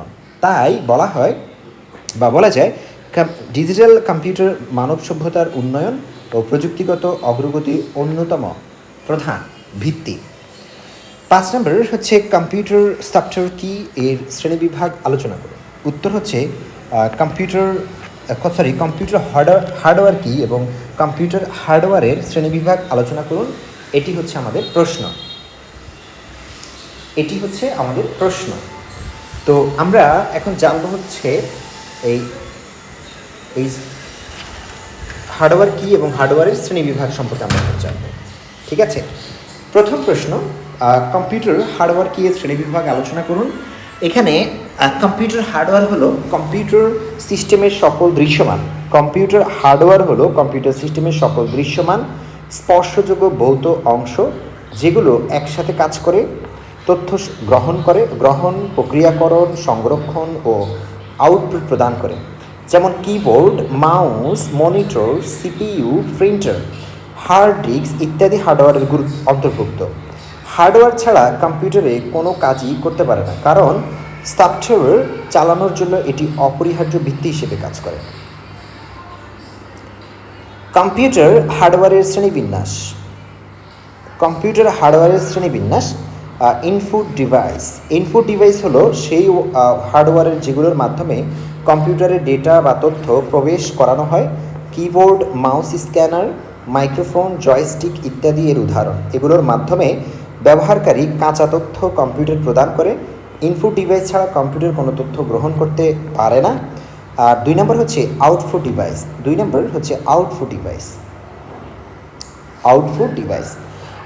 ডিভাইস হলো সেই হার্ডওয়্যার যেগুলোর মাধ্যমে প্রক্রিয়াকৃত তথ্য ব্যবহারকারীর কাছে পরিদর্শন করা হয়। মনিটর, প্রিন্টার, স্পিকার, প্রজেক্টর ইত্যাদি এর উদাহরণ, এবং এগুলো কম্পিউটারের ফলাফলকে মানুষের বোধগম্য করে তোলে। তারপর 3 নম্বর হচ্ছে প্রসেসিং ডিভাইস। এই প্রসেসিং ডিভাইস হলো কম্পিউটারের প্রধান অংশ যা ডেটা প্রক্রিয়াকরণ করে। সিপিইউ, সেন্ট্রাল প্রসেসিং ইউনিট এর প্রধান উদাহরণ। এটি গাণিতিক, যৌক্তিক কাজ সম্পাদন করে এবং পুরো সিস্টেম নিয়ন্ত্রণ করে। স্টোরেজ ডিভাইস হলো তথ্য সংরক্ষণের জন্য ব্যবহৃত হার্ডওয়্যার। হার্ড ডিস্ক এবং SSD pen drive, memory card ইত্যাদি এর উদাহরণ এবং এগুলো ডেটা দীর্ঘ সময়ের জন্য সংরক্ষণ করে রাখে। মাদারবোর্ড, মাদারবোর্ডের কাজ কি? মাদারবোর্ড হচ্ছে কম্পিউটারের প্রধান সার্কিট বোর্ড যা হার্ডওয়্যারকে একসাথে সংযুক্ত করে। সিপিইউ, র্যাম, হার্ড ডিস্ক সহ সব ডিভাইস এর সাথে যুক্ত থাকে। এটি পুরো সিস্টেমের কেন্দ্রীয় সংযোগ ব্যবস্থা হিসেবে কাজ করে। তারপর 6 নম্বর হচ্ছে power supply unit. Power supply unit হলো সেই হার্ডওয়্যার যা বিদ্যুৎ শক্তিকে কম্পিউটারের যোগ্য শক্তিতে রূপান্তর করে। এটি মাদারবোর্ড ও অন্যান্য অংশে বিদ্যুৎ সরবরাহ করে। বিদ্যুৎ ছাড়া কম্পিউটার চালানো সম্ভব নয়। 7 নম্বর হচ্ছে ইনপুট ও আউটপুট পোর্ট। 8 নম্বর হচ্ছে কুলিং সিস্টেম। 9 নম্বর হচ্ছে নেটওয়ার্ক ডিভাইস এবং 10 নম্বর হচ্ছে এক্সপানশন কার্ড। এগুলো হচ্ছে আমাদের গুরুত্বপূর্ণ এবং উপসংহার। আমরা পরবর্তী প্রশ্ন হচ্ছে স্ক্যানার কি এবং স্ক্যানারের ব্যবহার সম্পর্কে লিখো। স্ক্যানার কি এবং স্ক্যানারের ব্যবহার সম্পর্কে লিখো, এটাতে আমরা যাব। তার আগে একটু ব্রেক নিচ্ছি।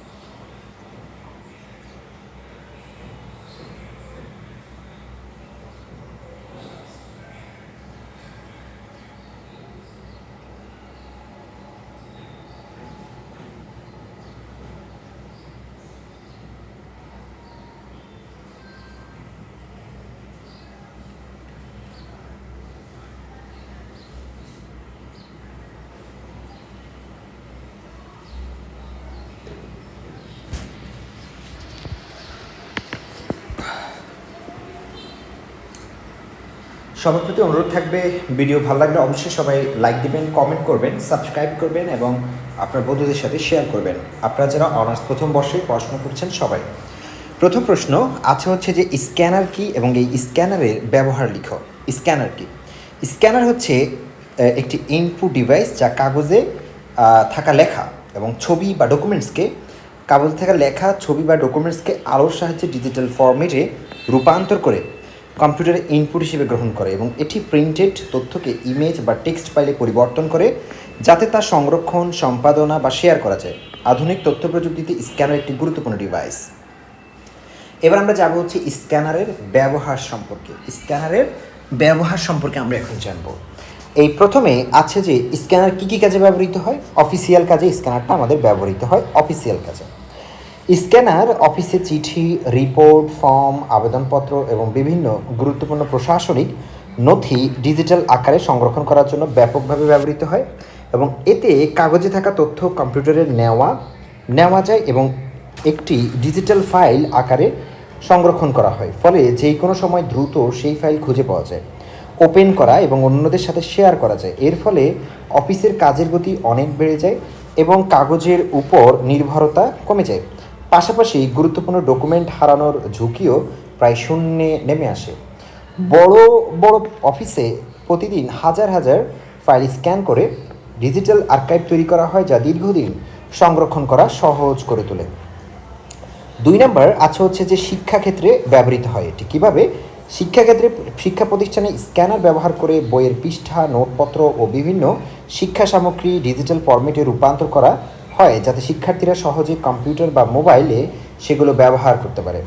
এতে শিক্ষার্থীদের পড়াশোনা আরও সহজ, দ্রুত ও আধুনিক হয় এবং তারা যে কোনো জায়গা থেকে পড়াশোনার উপকরণ পেতে পারে। শিক্ষকরা স্ক্যান করা উপকরণ ব্যবহার করে প্রেজেন্টেশন, অনলাইন ক্লাস এবং স্টাডি ম্যাটেরিয়াল তৈরি করতে পারে। বিশেষ করে দূরশিক্ষা, অনলাইন শিক্ষা ব্যবস্থায় স্ক্যানার অত্যন্ত গুরুত্বপূর্ণ ভূমিকা পালন করে। এরপরে আমাদের আছে হচ্ছে ব্যাংকিং কাজে ব্যবহৃত। ব্যাংকিং সেক্টরে স্ক্যানার অত্যন্ত গুরুত্বপূর্ণ কারণ এটি চেক, ফর্ম, কাগজের পরিপত্র, সই করা কাগজ, বিভিন্ন আর্থিক ডকুমেন্ট ডিজিটাল আকারে সংরক্ষণ করতে সাহায্য করে। এতে প্রতিটি লেনদেনের রেকর্ড নিরাপদভাবে রাখা যায় এবং প্রয়োজন হলে খুব দ্রুত সেই তথ্য খুঁজে পাওয়া যায়।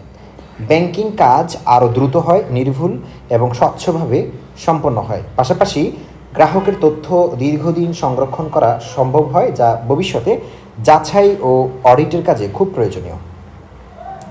ডিজিটাল ক্ষেত্রে সহায়তা। এই ডিজিটাল চিকিৎসা ক্ষেত্রে সহায়তা করে এটি। হাসপাতাল ও ক্লিনিকে স্ক্যানার ব্যবহার করে রোগীর রিপোর্ট, প্রেসক্রিপশন, এক্স রে এবং অন্যান্য মেডিকেল ডকুমেন্ট ডিজিটালভাবে সংরক্ষণ করা হয়, যাতে ডাক্তাররা যে কোনো সময় রোগীর পূর্ববর্তী ইতিহাস দেখতে পারেন। এতে চিকিৎসা সিদ্ধান্ত দ্রুত এবং সঠিকভাবে নেওয়া সম্ভব হয়। বিশেষ করে জরুরি অবস্থায় রোগীর তথ্য দ্রুত পাওয়া জীবন রক্ষায় গুরুত্বপূর্ণ ভূমিকা রাখে। এছাড়া দীর্ঘদিন মেডিকেল তথ্য সংরক্ষণ করা সহজ হয়, কাগজ হারানোর ঝুঁকি থাকে না। 5 নম্বর হচ্ছে পরিচয়পত্র সংরক্ষণে ব্যবহৃত। জাতীয় পরিচয়পত্র, পাসপোর্ট, জন্ম নিবন্ধন এবং অন্যান্য গুরুত্বপূর্ণ ব্যক্তিগত ডকুমেন্ট স্ক্যান করে ডিজিটাল কপি হিসেবে সংরক্ষণ করা হয়, যাতে মূল কাগজ হারিয়ে গেলেও তথ্য নিরাপদ থাকে এবং যে কোনো অফিসিয়াল কাজে সহজে ব্যবহার করা যায়। এটি ব্যক্তিগত নিরাপত্তা ও প্রশাসনিক কাজে তথ্য যাচাইকে দ্রুত ও সহজ করে তোলে। 6 নম্বর হচ্ছে গ্রাফিক্স ডিজাইন কাজে ব্যবহৃত হয় এটি। গ্রাফিক্স ডিজাইনাররা স্ক্যানারের মাধ্যমে হাতে আঁকা ছবি, স্কেচ ও প্রিন্টেড ছবি কম্পিউটারে নিয়ে ডিজিটালভাবে এডিট করে বিভিন্ন ধরনের ডিজাইন তৈরি করে, যেমন লোগো, পোস্টার, ব্যানার, তারপর হচ্ছে বিজ্ঞাপন। এতে ডিজাইন আরও আকর্ষণীয়, উন্নত ও প্রফেশনাল মানের হয় এবং সৃজনশীল কাজের সুযোগ বৃদ্ধি পায় এতে। এরপর হচ্ছে আর্কাইভ সংরক্ষণে ব্যবহৃত হয় এটি। আর্কাইভ সংরক্ষণে এটি ব্যবহৃত হয়। পুরনো বই, ঐতিহাসিক দলিল, গুরুত্বপূর্ণ নথি, দুর্লভ কাগজপত্র স্ক্যান করে ডিজিটাল আর্কাইভ তৈরি করা হয়, যাতে দীর্ঘ সময় ধরে তথ্য সংরক্ষণ করা যায় এবং কাগজ নষ্ট হলেও তথ্য অক্ষত থাকে। এটি গবেষণা, ইতিহাস সংরক্ষণ এবং ভবিষ্যৎ ব্যবহারের জন্য অত্যন্ত গুরুত্বপূর্ণ ভূমিকা রাখে। 8 নম্বর হচ্ছে অনলাইন শেয়ারিংয়ের ব্যবহৃত। স্ক্যান করা ডকুমেন্ট সহজে ইমেল বা অনলাইন প্ল্যাটফর্মের মাধ্যমে অন্যদের কাছে পাঠানো যায়, যাতে যোগাযোগ দ্রুত হয় এবং কাজের সময় অনেক কমে যায়, এবং এটি ব্যবসা, শিক্ষা এবং অফিসিয়াল কাজে দ্রুত তথ্য আদান প্রদান নিশ্চিত করে, কাগজের ব্যবহার কমায়। 9 নম্বর হচ্ছে সরকারি কাজে ব্যবহৃত। সরকারি অফিসে বিভিন্ন ফাইল, আবেদনপত্র, নথি, প্রশাসনিক ডকুমেন্টস স্ক্যান করে ডিজিটাল সিস্টেমে সংরক্ষণ করা হয়, যাতে কাজের গতি বাড়ে, স্বচ্ছতা বৃদ্ধি পায়, তথ্য ব্যবস্থাপনা সহজ হয় এবং এটি আধুনিক গভর্নেন্স ব্যবস্থাকে আরও কার্যকর করে তোলে। 10 নম্বর হচ্ছে ব্যক্তিগত কাজে ব্যবহৃত। স্ক্যানারের কার্যাবলী। স্ক্যানারের কার্যাবলী হচ্ছে ডকুমেন্টকে ডিজিটাল ফরম্যাটে রূপান্তর করা হচ্ছে স্ক্যানারের কার্যাবলী। অর্থাৎ স্ক্যানারের প্রধান কাজ হলো কাগজে থাকা যে কোনো লেখা, ছবি, প্রিন্টেড ডকুমেন্টকে আলোর সাহায্যে স্ক্যান করে ডিজিটাল ফরম্যাটে পরিবর্তন করা, যাতে তা কম্পিউটারে সংরক্ষণ, সম্পাদনা বা ব্যবহার করা যায়। এতে কাগজের তথ্য ইমেজ বা টেক্সট ফাইলে রূপান্তরিত হয় এবং সহজে ভবিষ্যতে ব্যবহার করা যায়, ফলে তথ্য ব্যবস্থাপনা অনেক সহজ ও দ্রুত হয়। ছবি ও গ্রাফিক্স ডিজিটালাইজ করা। ঠিক আছে। স্ক্যানার ছবি, ড্রয়িং, চার্ট, যে কোনো গ্রাফিক্সকে উচ্চমানের ডিজিটাল ইমেজে রূপান্তর করে, যাতে সেগুলো কম্পিউটারে এডিট ও ব্যবহার করা যায়। এতে ডিজাইনাররা পুরনো বা হাতে আঁকা ছবিকে উন্নত ডিজিটাল ডিজাইনে রূপান্তর করতে পারে এবং বিভিন্ন সফটওয়্যার কাজ করা সম্ভব হয়, ফলে সৃজনশীল কাজ আরও সহজ ও আধুনিক হয়। 3 নম্বর হচ্ছে ডকুমেন্ট সংরক্ষণ ও আর্কাইভ তৈরি। এখানে মূলত হচ্ছে স্ক্যানারের মাধ্যমে গুরুত্বপূর্ণ কাগজপত্র ডিজিটাল আকারে সংরক্ষণ করে এবং আর্কাইভ তৈরি করা হয়, যাতে দীর্ঘদিন তথ্য নিরাপদে থাকে। এবার আমরা একটু সংক্ষেপে চলে যাই। যেমন হচ্ছে তথ্য শেয়ারিং সহজ করে, ডেটা নিরাপদে সংরক্ষণ করে, অফিসিয়াল ডকুমেন্ট ম্যানেজমেন্ট করে, পরিচয়পত্র ডিজিটাল সংরক্ষণ করে, শিক্ষার উপকরণ তৈরি করে, সাথে সাথে হচ্ছে ব্যাংকিং ডকুমেন্ট প্রসেসিং করে, সরকারি তথ্য ব্যবস্থাপনা করে। স্ক্যানারের কিছু সুবিধা রয়েছে। এই স্ক্যানারের সুবিধাগুলোর মধ্যে আছে হচ্ছে যেমন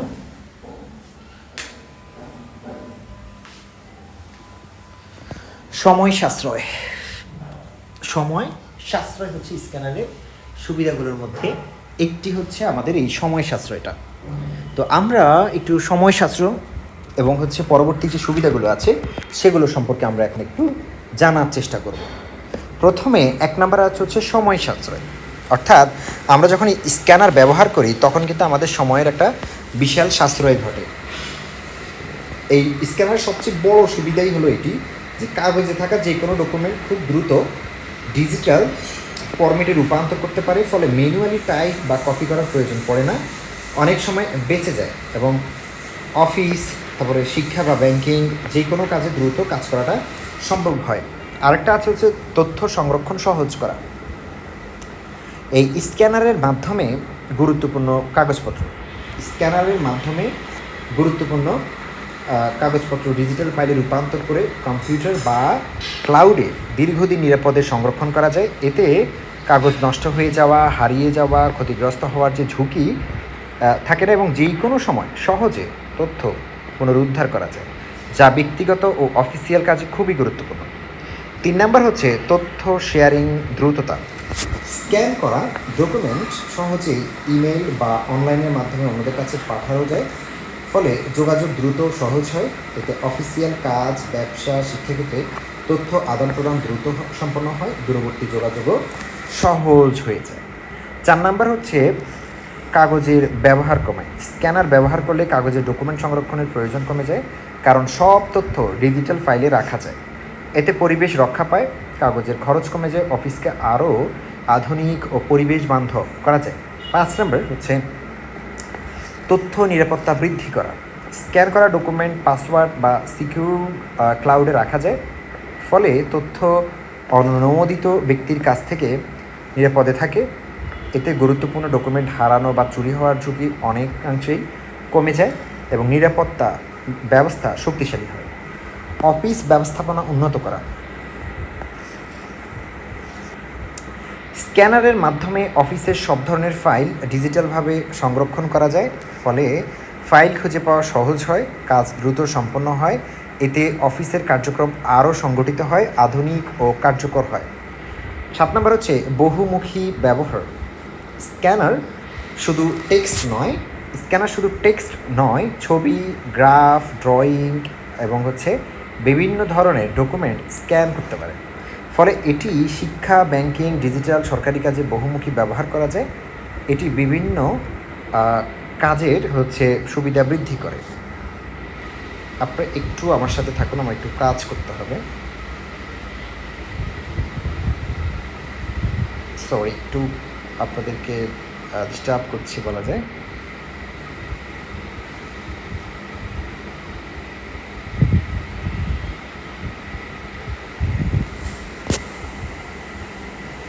একটু ওয়েট, দুঃখিত, আমি আপনাদের সময় নষ্ট করছি সেই জন্য।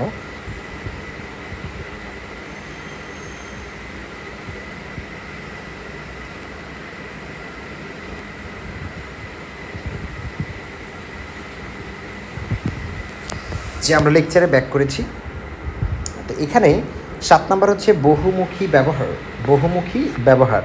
8 নম্বর হচ্ছে দূর শিক্ষা ও অনলাইন শিক্ষায় সহায়তা করে স্ক্যানার, এবং দ্রুত ডেটা প্রসেসিং করে স্ক্যানার এবং পুরনো নথি সংরক্ষণ করে স্ক্যানার। তা এই হলো আমাদের স্ক্যানারের বৈশিষ্ট্য। এখন আমরা একটু উপসংহারটা একটু পড়ি। স্ক্যানার আধুনিক তথ্য প্রযুক্তির একটি অত্যন্ত গুরুত্বপূর্ণ ইনপুট ডিভাইস, যা মগজে থাকা লেখা, ছবি, বিভিন্ন ডকুমেন্ট সহজে ডিজিটাল ফরম্যাটে রূপান্তর করতে সাহায্য করে। এর ফলে এর মাধ্যমে তথ্য সংরক্ষণ, সম্পাদনা এবং শেয়ার করা অনেক সহজ ও দ্রুত হয়। ফলে অফিস, শিক্ষা, ব্যাংকিং, চিকিৎসা, সরকারি সকল খাতে কাজের গতি বৃদ্ধি পায়। স্ক্যানারের ব্যবহার কাগজের উপর নির্ভরতা কমিয়ে পরিবেশ বান্ধব ডিজিটাল সিস্টেম গড়ে তোলে এবং তথ্য ব্যবস্থাপনাকে আরও নিরাপদ, কার্যকর করে। তাই আধুনিক যুগে স্ক্যানার একটি অপরিহার্য হিসেবে গুরুত্বপূর্ণ ভূমিকা পালন করছে। 7 নম্বর হচ্ছে ওএমআর কি, এর ব্যবহার, কার্যাবলী ও সুবিধা সম্পর্কে লিখো। ওএমআর কি, ওএমআরের ব্যবহার, কার্যাবলী ও সুবিধা সম্পর্কে লিখো। তো এই যে ওএমআর বা অপটিক্যাল মার্ক রিকগনিশন হলো একটি বিশেষ প্রযুক্তি যা কাগজে থাকা নির্দিষ্ট চিহ্ন, বৃত্ত বা বক্সে দেওয়া মার্কে স্ক্যান করে কম্পিউটারের মাধ্যমে শনাক্ত করে ফলাফল নির্ধারণ করে এবং এটি সাধারণত বহু নির্বাচনী প্রশ্নপত্র এমসিকিউ পরীক্ষা মূল্যায়নে ব্যবহৃত হয়। তাহলে ওয়েমার কি, ওয়েমারের কার্যাবলী, ওয়েমারের ব্যবহার সম্পর্কে আমরা একটু, এটা খুব সহজ, তোমরা পারবে। পরীক্ষার উত্তরপত্র মূল্যায়ন, এটা আমরা জানি। তারপরে ভর্তি পরীক্ষায় ব্যবহৃত হয়, তাই না? এরপরে হচ্ছে চাকরির পরীক্ষায় ব্যবহৃত হয়, ওয়েমার দিয়েই তো চাকরি পরীক্ষা হয়। তারপরে তোমাদের হচ্ছে বিভিন্ন জরিপ বা মতামত গ্রহণ করি আমরা ওয়েমার দিয়ে। ব্যাংকিং ফর্মে প্রসেসিংয়ে ব্যবহৃত করি এটা আমরা, শিক্ষা জরিপে ব্যবহার করি আমরা এটা, নির্বাচনী কাজে ব্যবহার করি আমরা এটা। তারপর হচ্ছে বিমা এবং জরিপ ফর্মে কিন্তু আমরা এটা ব্যবহার করি। তারপরে ডেটা এন্ট্রি স্বয়ংক্রিয়করণ, ডেটা এন্ট্রি স্বয়ংক্রিয়করণ। 10 নম্বর হচ্ছে বড় ডেটা প্রসেসিং, ঠিক আছে? তারপরে ওয়েমারের কার্যাবলী সম্পর্কে আমরা জানবো। ওয়েমার কী করে? উত্তরপত্র থেকে মার্ক শনাক্ত করতে পারে, ডেটা স্ক্যান ও সংরক্ষণ করতে পারে। ডেটাকে সে স্ক্যান করতে পারে, আবার সে সংগ্রহ করতে পারে। 3 নম্বর হচ্ছে স্বয়ংক্রিয়ভাবে মূল্যায়ন করতে পারে সে। 4 নম্বর হচ্ছে ফলাফল তৈরি করতে পারে। 5 নম্বর হচ্ছে রিপোর্ট তৈরি করতে পারে। 6 হচ্ছে ডিজিটাল জরিপ ডেটা বিশ্লেষণ করতে পারে। 7 নম্বর হচ্ছে ভোটিং ডেটা প্রসেস করতে পারে। 8 নম্বর হচ্ছে ফর্ম প্রসেসিং করতে, এবং 9 নম্বর হচ্ছে ডেটা যাচাই করতে পারে, স্বয়ংক্রিয় ডেটা এন্ট্রি করতে পারে। ওয়েমারের সুবিধাটা কি? এই ওয়েমারের সুবিধা হচ্ছে ওয়েমার থাকার কারণে আমরা দ্রুত ফলাফল দিতে পারি।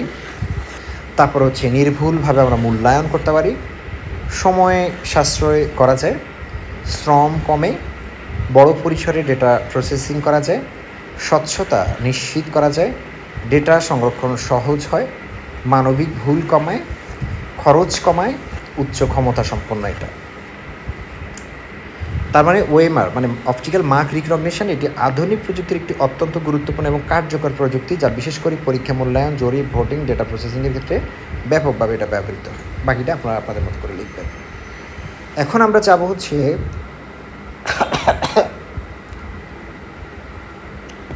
স্ক্যানার ও ওয়েমারের মধ্যে পার্থক্য। স্ক্যানার ও ওয়েমারের মধ্যে পার্থক্য দেখো। তার আগে একটু ব্রেক নিচ্ছি।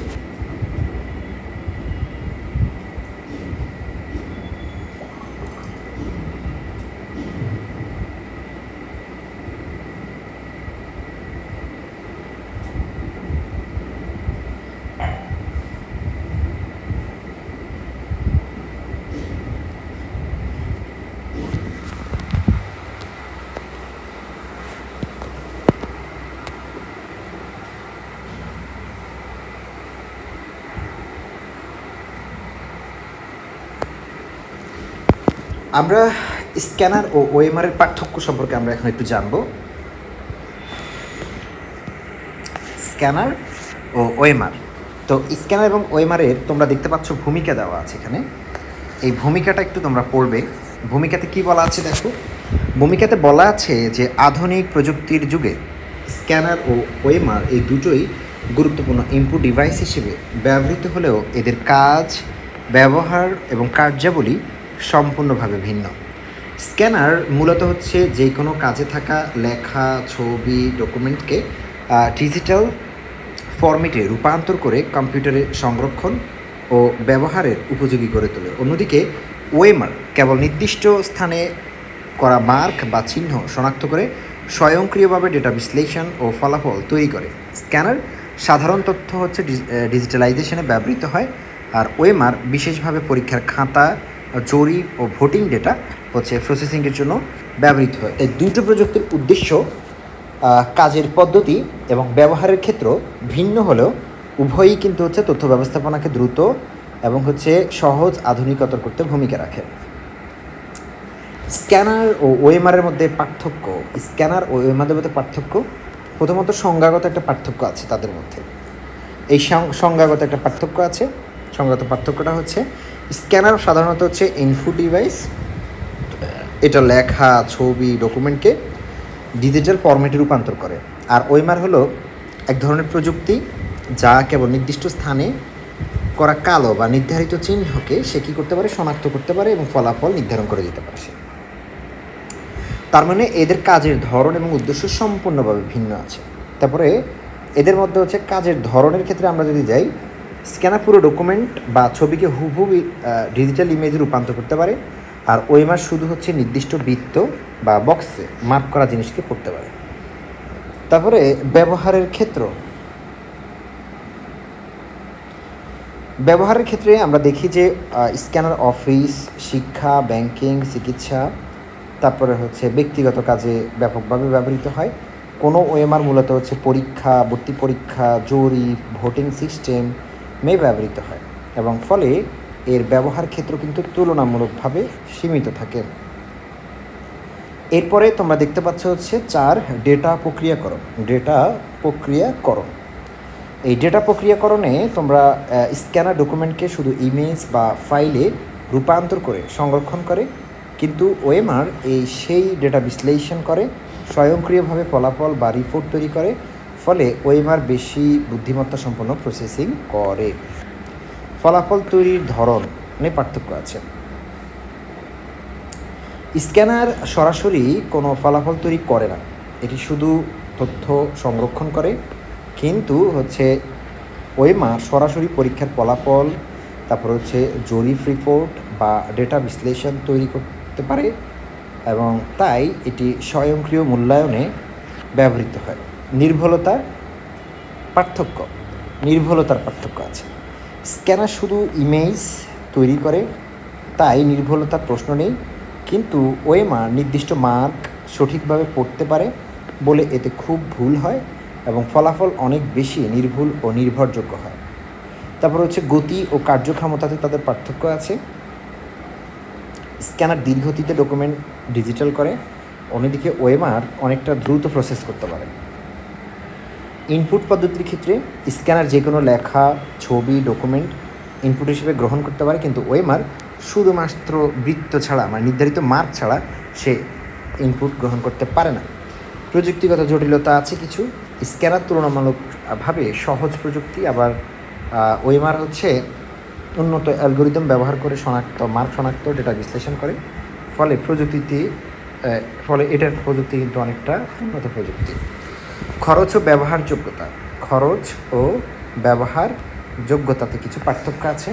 স্ক্যানার সাধারণত সহজলভ্য হয়, বিভিন্ন দামেও এটা পাওয়া যায়, ব্যক্তিগত কাজেও এটা ব্যবহার করা যায়, কিন্তু ওএমআর সিস্টেম তুলনামূলক ব্যয়বহুল, এবং এটি সাধারণত বড় প্রতিষ্ঠানে বা পরীক্ষা কেন্দ্রে এটা ব্যবহার করা হয়।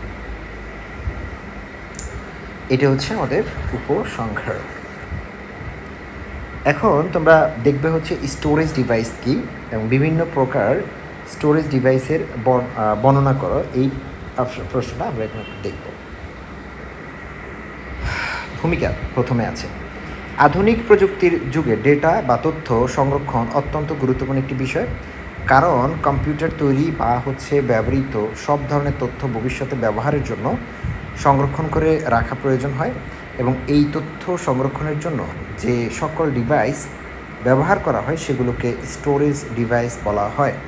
স্টোরেজ ডিভাইস কম্পিউটারের একটি অপরিহার্য অংশ, যা ডেটা, প্রোগ্রাম এবং ছবি, ভিডিও সহ বিভিন্ন ধরনের তথ্য স্থায়ী ও অস্থায়ীভাবে সংরক্ষণ করে রাখে, এবং এগুলোর মধ্যে তথ্য দ্রুত সংরক্ষণ, পুনরুদ্ধার এবং স্থানান্তর করা সম্ভব হয়। বর্তমানে প্রযুক্তির উন্নয়নের ফলে বিভিন্ন ধরনের স্টোরেজ ডিভাইস ব্যবহৃত হচ্ছে, যা ক্ষমতা, গতি বা ব্যবহারের দিক থেকে ভিন্ন ভিন্ন বৈশিষ্ট্য ধারণ করেছে।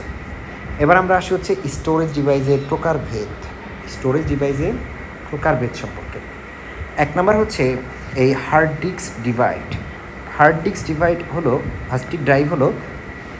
ডিস্ক ড্রাইভ সম্পর্কে একটু আমাদের প্রকারভেদ সম্পর্কে আমরা জানব। মানে স্টোরেজ ডিভাইসের প্রকারভেদ, তার মধ্যে একটা আমাদের HDD মানে হার্ড ডিস্ক ড্রাইভ। এই হার্ড ডিস্ক ড্রাইভ হলো একটি চৌম্বকীয় স্টোরেজ ডিভাইস, যা কম্পিউটারের অভ্যন্তরে স্থায়ীভাবে ডেটা সংরক্ষণ করে। এতে ঘূর্ণায়মান ডিস্কের উপর তথ্য সংরক্ষণ করা হয়, এবং এটি দীর্ঘমেয়াদে বিপুল পরিমাণ ডেটা রাখার জন্য ব্যবহৃত হয়, ফলে এটি ডেস্কটপ, ল্যাপটপ, কম্পিউটারের সবচেয়ে বেশি স্টোরেজ মাধ্যম হিসেবে এটি ব্যবহৃত হয়। 2 নম্বর সলিড স্টেট ড্রাইভ। এসএসডি একটি আধুনিক স্টোরেজ ডিভাইস যা ফ্ল্যাশ মেমোরি প্রযুক্তির মাধ্যমে ডেটা সংরক্ষণ করে এবং এতে কোনো চলমান অংশ নেই, ফলে এটি এইচডিডি এর তুলনায় অনেক দ্রুত, টেকসই এবং নির্ভরযোগ্য। এটি কম সময়ের মধ্যে ডেটা অ্যাক্সেস করতে পারে এবং কম্পিউটারের পারফরমেন্স বৃদ্ধি করে। 3 নম্বর হচ্ছে USB flash drive. USB flash drive USB flash drive একটি বহনযোগ্য স্টোরেজ ডিভাইস যা ছোট আকারের হলেও এতে উল্লেখযোগ্য পরিমাণ ডেটা সংরক্ষণ করা যায়। এটি সহজে কম্পিউটারে সংযুক্ত করে ডেটা স্থানান্তরের করা যায় এবং এটি ব্যক্তিগত অফিসিয়াল কাজেও কিন্তু ব্যাপকভাবে ব্যবহৃত হয়। 4 নম্বর হচ্ছে মেমোরি কার্ড। মেমোরি কার্ড ছোট আকারের স্টোরেজ ডিভাইস। মেমোরি কার্ড হলো ছোট আকারের স্টোরেজ ডিভাইস এবং যা সাধারণ মোবাইল ফোন, ক্যামেরা এবং অন্যান্য ডিজিটাল ডিভাইস ব্যবহৃত হয়। এটি সহজে বহনযোগ্য এবং ছবি, ভিডিও এবং অন্যান্য ডেটা সংরক্ষণে এটি ব্যবহারযোগ্য বা ব্যবহৃত হয়। তারপর আছে সিডি একটি অপটিক্যাল স্টোরেজ ডিভাইস যেটা লেজার প্রযুক্তির মাধ্যমে ডেটা সংরক্ষণ করে। এরপর আছে ডিভিডির ক্ষেত্রে ডিভিডি সিডির তুলনায় ধারণ ক্ষমতা সম্পন্ন অপটিক্যাল স্টোরেজ ডিভাইস যা ভিডিও, সফটওয়্যার, বড় ফাইল সংরক্ষণে ব্যবহৃত হয় এবং এটি মাল্টিমিডিয়া ডেটা সংরক্ষণে গুরুত্বপূর্ণ ভূমিকা পালন করে। 7 নম্বর হচ্ছে ব্লু-রে ডিস্ক। এই ব্লু-রে ডিস্ক একটি উন্নত পলিটিক্যাল স্টোরেজ ডিভাইস যা ডিভিডির তুলনায় অন্যান্য বেশি ডেটা ধারণ করতে পারে। উচ্চমানের ডিভিডি ভিডিও সংরক্ষণে ব্যবহৃত হয় এবং এটি আধুনিক মিডিয়া সংরক্ষণে ব্যবহৃত হয়। 8 নম্বর হচ্ছে ম্যাগনেটিক টেপ। এই ম্যাগনেটিক টেপ একটি পুরনো কিন্তু কার্যকরী স্টোরেজ মাধ্যম যা মূলত বড় প্রতিষ্ঠানে ব্যাকআপ ও আর্কাইভ সংরক্ষণের জন্য ব্যবহৃত হয়। এতে দীর্ঘমেয়াদে বিপুল ডেটা সংরক্ষণ করা যায়। ক্লাউড স্টোরেজ একটি অনলাইন স্টোরেজ ব্যবস্থা যেখানে ইন্টারনেটের মাধ্যমে ডেটা সংরক্ষণ করা হয়, যে কোনো জায়গা থেকে তা অ্যাক্সেস করা যায়। এটি আধুনিক ও জনপ্রিয় একটি স্টোরেজ পদ্ধতি। 10 নম্বর হচ্ছে এক্সটার্নাল হার্ড ড্রাইভ। এটি একটি বহিরাগত স্টোরেজ ডিভাইস যা কম্পিউটারের বাইরের সংযুক্ত করে ব্যবহার করা হয় এবং বড় পরিমাণ ডেটা সংরক্ষণ ও ব্যাকআপ নেওয়ার জন্য ব্যবহৃত হয়। Network storage. এই নেটওয়ার্ক স্টোরেজটা কি?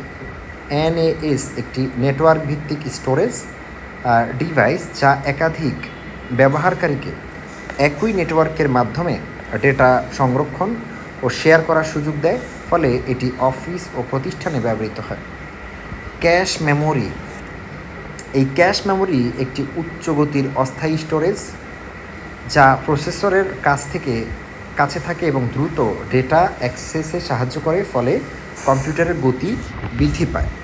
13 নম্বর হচ্ছে র্যাম। এই র্যামটা কি? র্যাম একটি অস্থায়ী স্টোরেজ ডিভাইস যা কম্পিউটারের চলমান প্রোগ্রাম ও ডেটা সংরক্ষণ করে। কম্পিউটার বন্ধ হলে ডেটা মুছে যায়, ফলে এটি দ্রুত ডেটা প্রসেসিংয়ে সাহায্য করে। 14 নম্বর হচ্ছে রম একটি স্থায়ী মেমোরি যা কম্পিউটারের বুটিং সম্পর্কিত নির্দেশনা সংরক্ষণ করে এবং এতে সংরক্ষিত ডেটা পরিবর্তন করা যায় না, ফলে এটি স্থায়ী তথ্য সংরক্ষণে ব্যবহৃত হয়। Hybrid storage. এই হাইব্রিড স্টোরেজ হলো HDD, SSD এর সমন্বয়ে তৈরি একটি স্টোরেজ ব্যবস্থা যা উভয়ের সুবিধা একসাথে প্রদান করে এবং কম্পিউটারের গতি ও সংরক্ষণ ক্ষমতা বৃদ্ধি করে।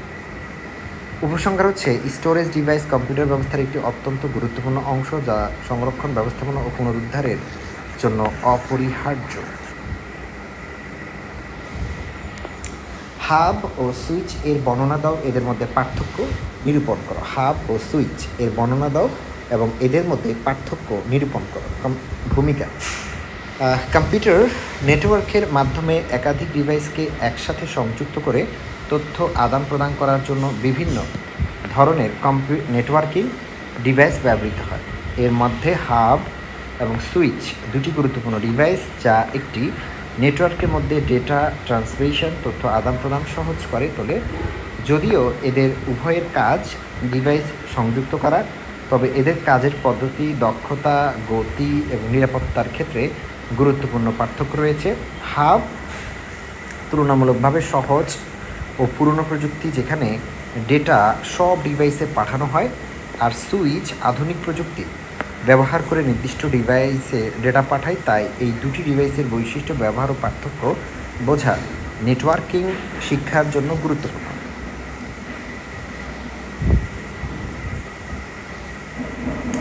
হাবের বর্ণনাতে আমরা যাব।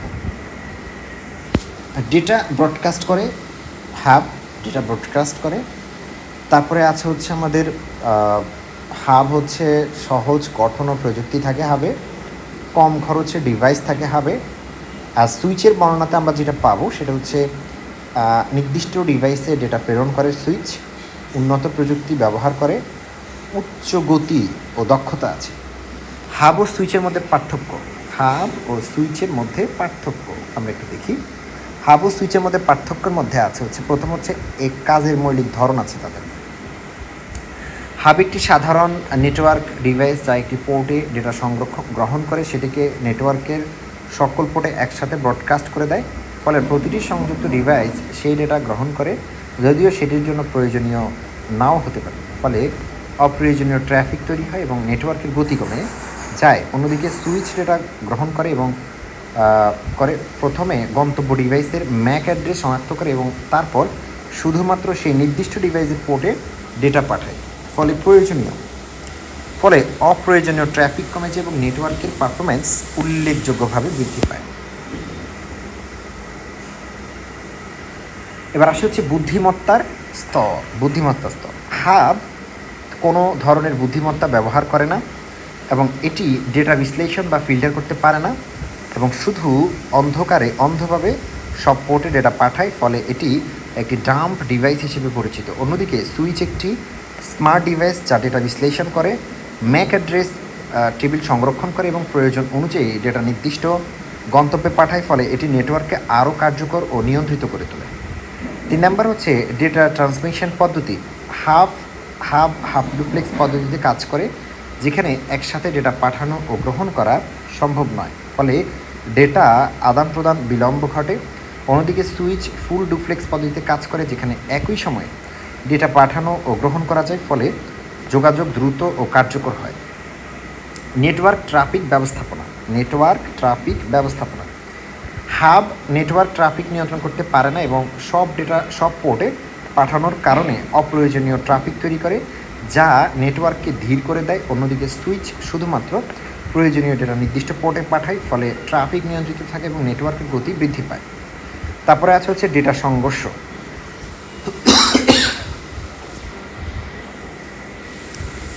হাব ব্যবহারের ক্ষেত্রে সব ডিভাইস একই কোলিশন ডোমেইনে থাকে, ফলে একাধিক ডিভাইস একসাথে ডেটা পাঠালে সংঘর্ষের সম্ভাবনা বেশি থাকে, ডেটা নষ্ট হতে পারে। অন্যদিকে সুইচ প্রতিটি পোর্টকে আলাদা কোলিশন ডোমেইন হিসেবে বিবেচনা করে, ফলে সংঘর্ষের সম্ভাবনা প্রায় থাকে না এবং ডেটা ট্রান্সমিশন আরও নির্ভুল হয়। 6 নাম্বার হচ্ছে নিরাপত্তার দিক থেকে। এই নিরাপত্তার দিক থেকে হাবে ডেটা সব ডিভাইসে পৌঁছে যায় বলে যেই কোনো ডিভাইস সেই ডেটা দেখতে পারে, আবার ফলে নিরাপত্তা কম থাকে এবং তথ্য ফাঁস হওয়ার ঝুঁকি বেশি থাকে। অন্যদিকে সুইচ নির্দিষ্ট ডিভাইসে ডেটা পাঠায় বলে তথ্য নিরাপত্তা অনেক বেশি থাকে এবং অনিয়মিত অ্যাক্সেসের সুযোগ কমে যায়। গতি ও পারফরমেন্স। হাবের গতি তুলনামূলকভাবে কম, কারণ এটি ডেটা ব্রডকাস্ট করে এবং সংঘর্ষ বেশি হয়, ফলে নেটওয়ার্ক ধীর হয়ে যায়। অন্যদিকে সুইচ উচ্চ গতিতে ডেটা ট্রান্সমিশন করতে পারে এবং সংঘর্ষ কম থাকায় এটি দ্রুত ও দক্ষভাবে কাজ করে, ফলে সামগ্রিক পারফরমেন্স অনেক উন্নত হয়। ব্যবহার ক্ষেত্র। হাব সাধারণত ছোট ও সহজ নেটওয়ার্ককে ব্যবহৃত হয়, যেখানে গতি ও নিরাপত্তা খুব বেশি গুরুত্বপূর্ণ নয়। অন্যদিকে সুইচ বড় জটিল নেটওয়ার্ককে ব্যবহৃত হয়, যেখানে উচ্চ গতি, নিরাপত্তা ও দক্ষতা প্রয়োজন হয়। ফলে আধুনিক নেটওয়ার্কে সুইচের ব্যবহার সবচেয়ে বেশি। এবার আসে হচ্ছে 9 নম্বর, খরচ ও বিনিয়োগ। হাব তুলনামূলক সস্তা এবং সহজলভ্য হওয়ায় কম বাজেটের ক্ষেত্রে এটি ব্যবহার করা হয়, তবে এর সীমাবদ্ধতা রয়েছে। অন্যদিকে সুইচ কিছুটা ব্যয়বহুল হলেও এর পারফরমেন্স, গতি, নিরাপত্তা অনেক ভালো হওয়ায় এটি দীর্ঘমেয়াদে বেশি কার্যকর বিনিয়োগ হিসেবে ব্যবহৃত হচ্ছে। 10 নম্বর হচ্ছে প্রযুক্তিগত জটিলতা। হাবের প্রযুক্তি খুবই সাধারণ, এতে কোনো উন্নত প্রসেসিং ব্যবস্থা নেই, ফলে এটি কিন্তু সীমাবদ্ধ। অন্যদিকে সুইচ উন্নত প্রযুক্তি ব্যবহার করে, ডেটা বিশ্লেষণ পরিচালনা করে, ফলে এটি প্রযুক্তিগতভাবে অনেক উন্নত ও কার্যকর। 11 নম্বর হচ্ছে ডেটা ফিল্টারিং ক্ষমতা। হাব কোনো ডেটা ফিল্টার করতে পারে না এবং সব ডেটা সবার কাছে পাঠায়, ফলে অপ্রয়োজনীয় ডেটা বৃদ্ধি পায়। অন্যদিকে সুইচ ডেটা ফিল্টার করে, শুধুমাত্র প্রয়োজনীয় ডিভাইসে পাঠায়, ফলে ডেটা ট্রান্সমিশন আরও কার্যকর হয়।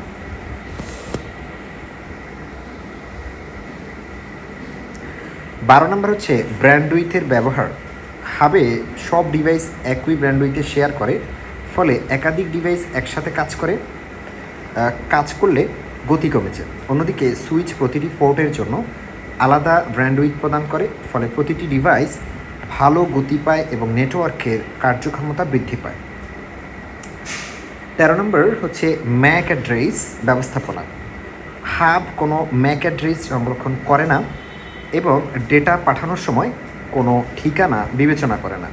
অন্যদিকে সুইচ ম্যাক অ্যাড্রেস টেবিল তৈরি করে এবং সেই অনুযায়ী ডেটা নির্দিষ্ট পোর্টে পাঠায়, ফলে এটি অনেক বেশি কার্যকর ও বুদ্ধিমানভাবে কাজ করে। তারপরে আছে হচ্ছে শক্তি ও ক্ষমতা।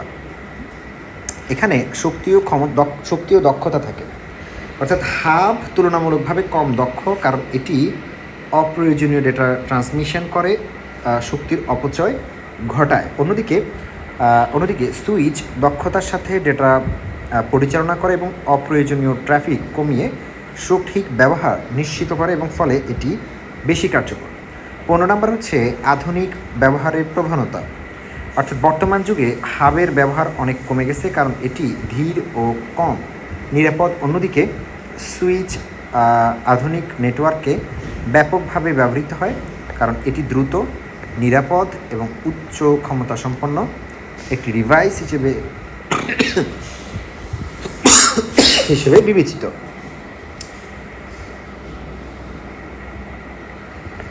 এটি হচ্ছে আমাদের উপসংহার।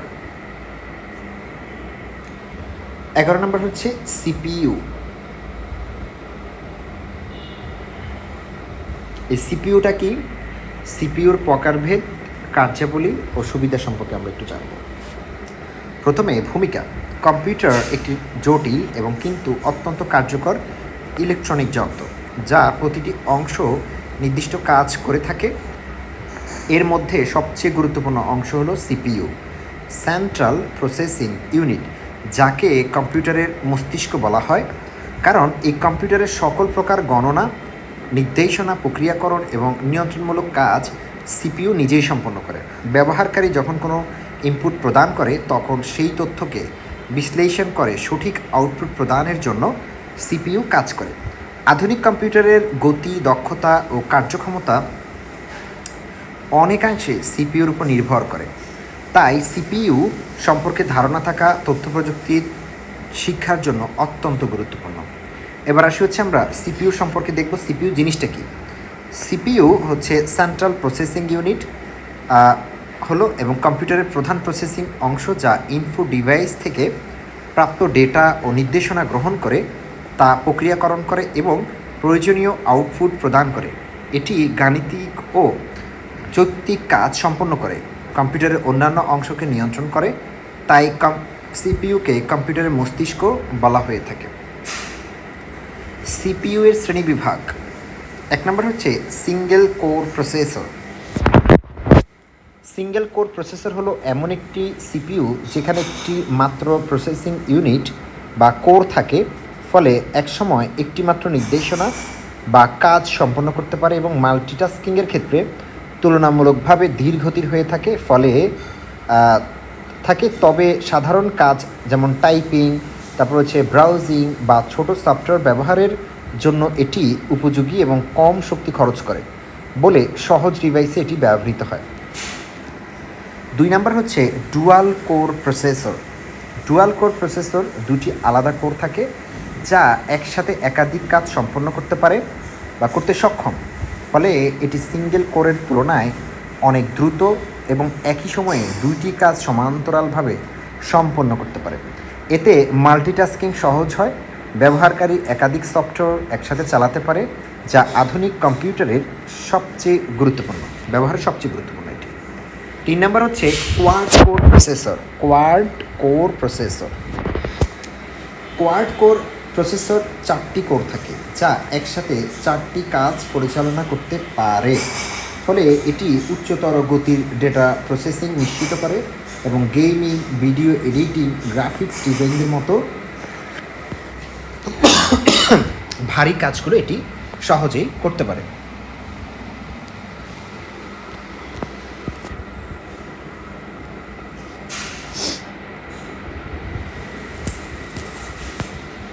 এতে কম্পিউটারের পারফরমেন্স উল্লেখযোগ্যভাবে বৃদ্ধি পায়। 4 নাম্বার হচ্ছে হেক্সাকোর প্রসেসর। হেক্সাকোর প্রসেসর 6টি কোর থাকে যা একসাথে একাধিক জটিল কাজ সম্পন্ন করতে সক্ষম, ফলে এটি উচ্চমানের সফটওয়্যার, প্রোগ্রামিং, গেমিং এবং মাল্টিমিডিয়া কাজের জন্য এটি ব্যবহৃত হয় এবং এতে ডেটা প্রসেসিং আরও দ্রুত ও কার্যকর হয়।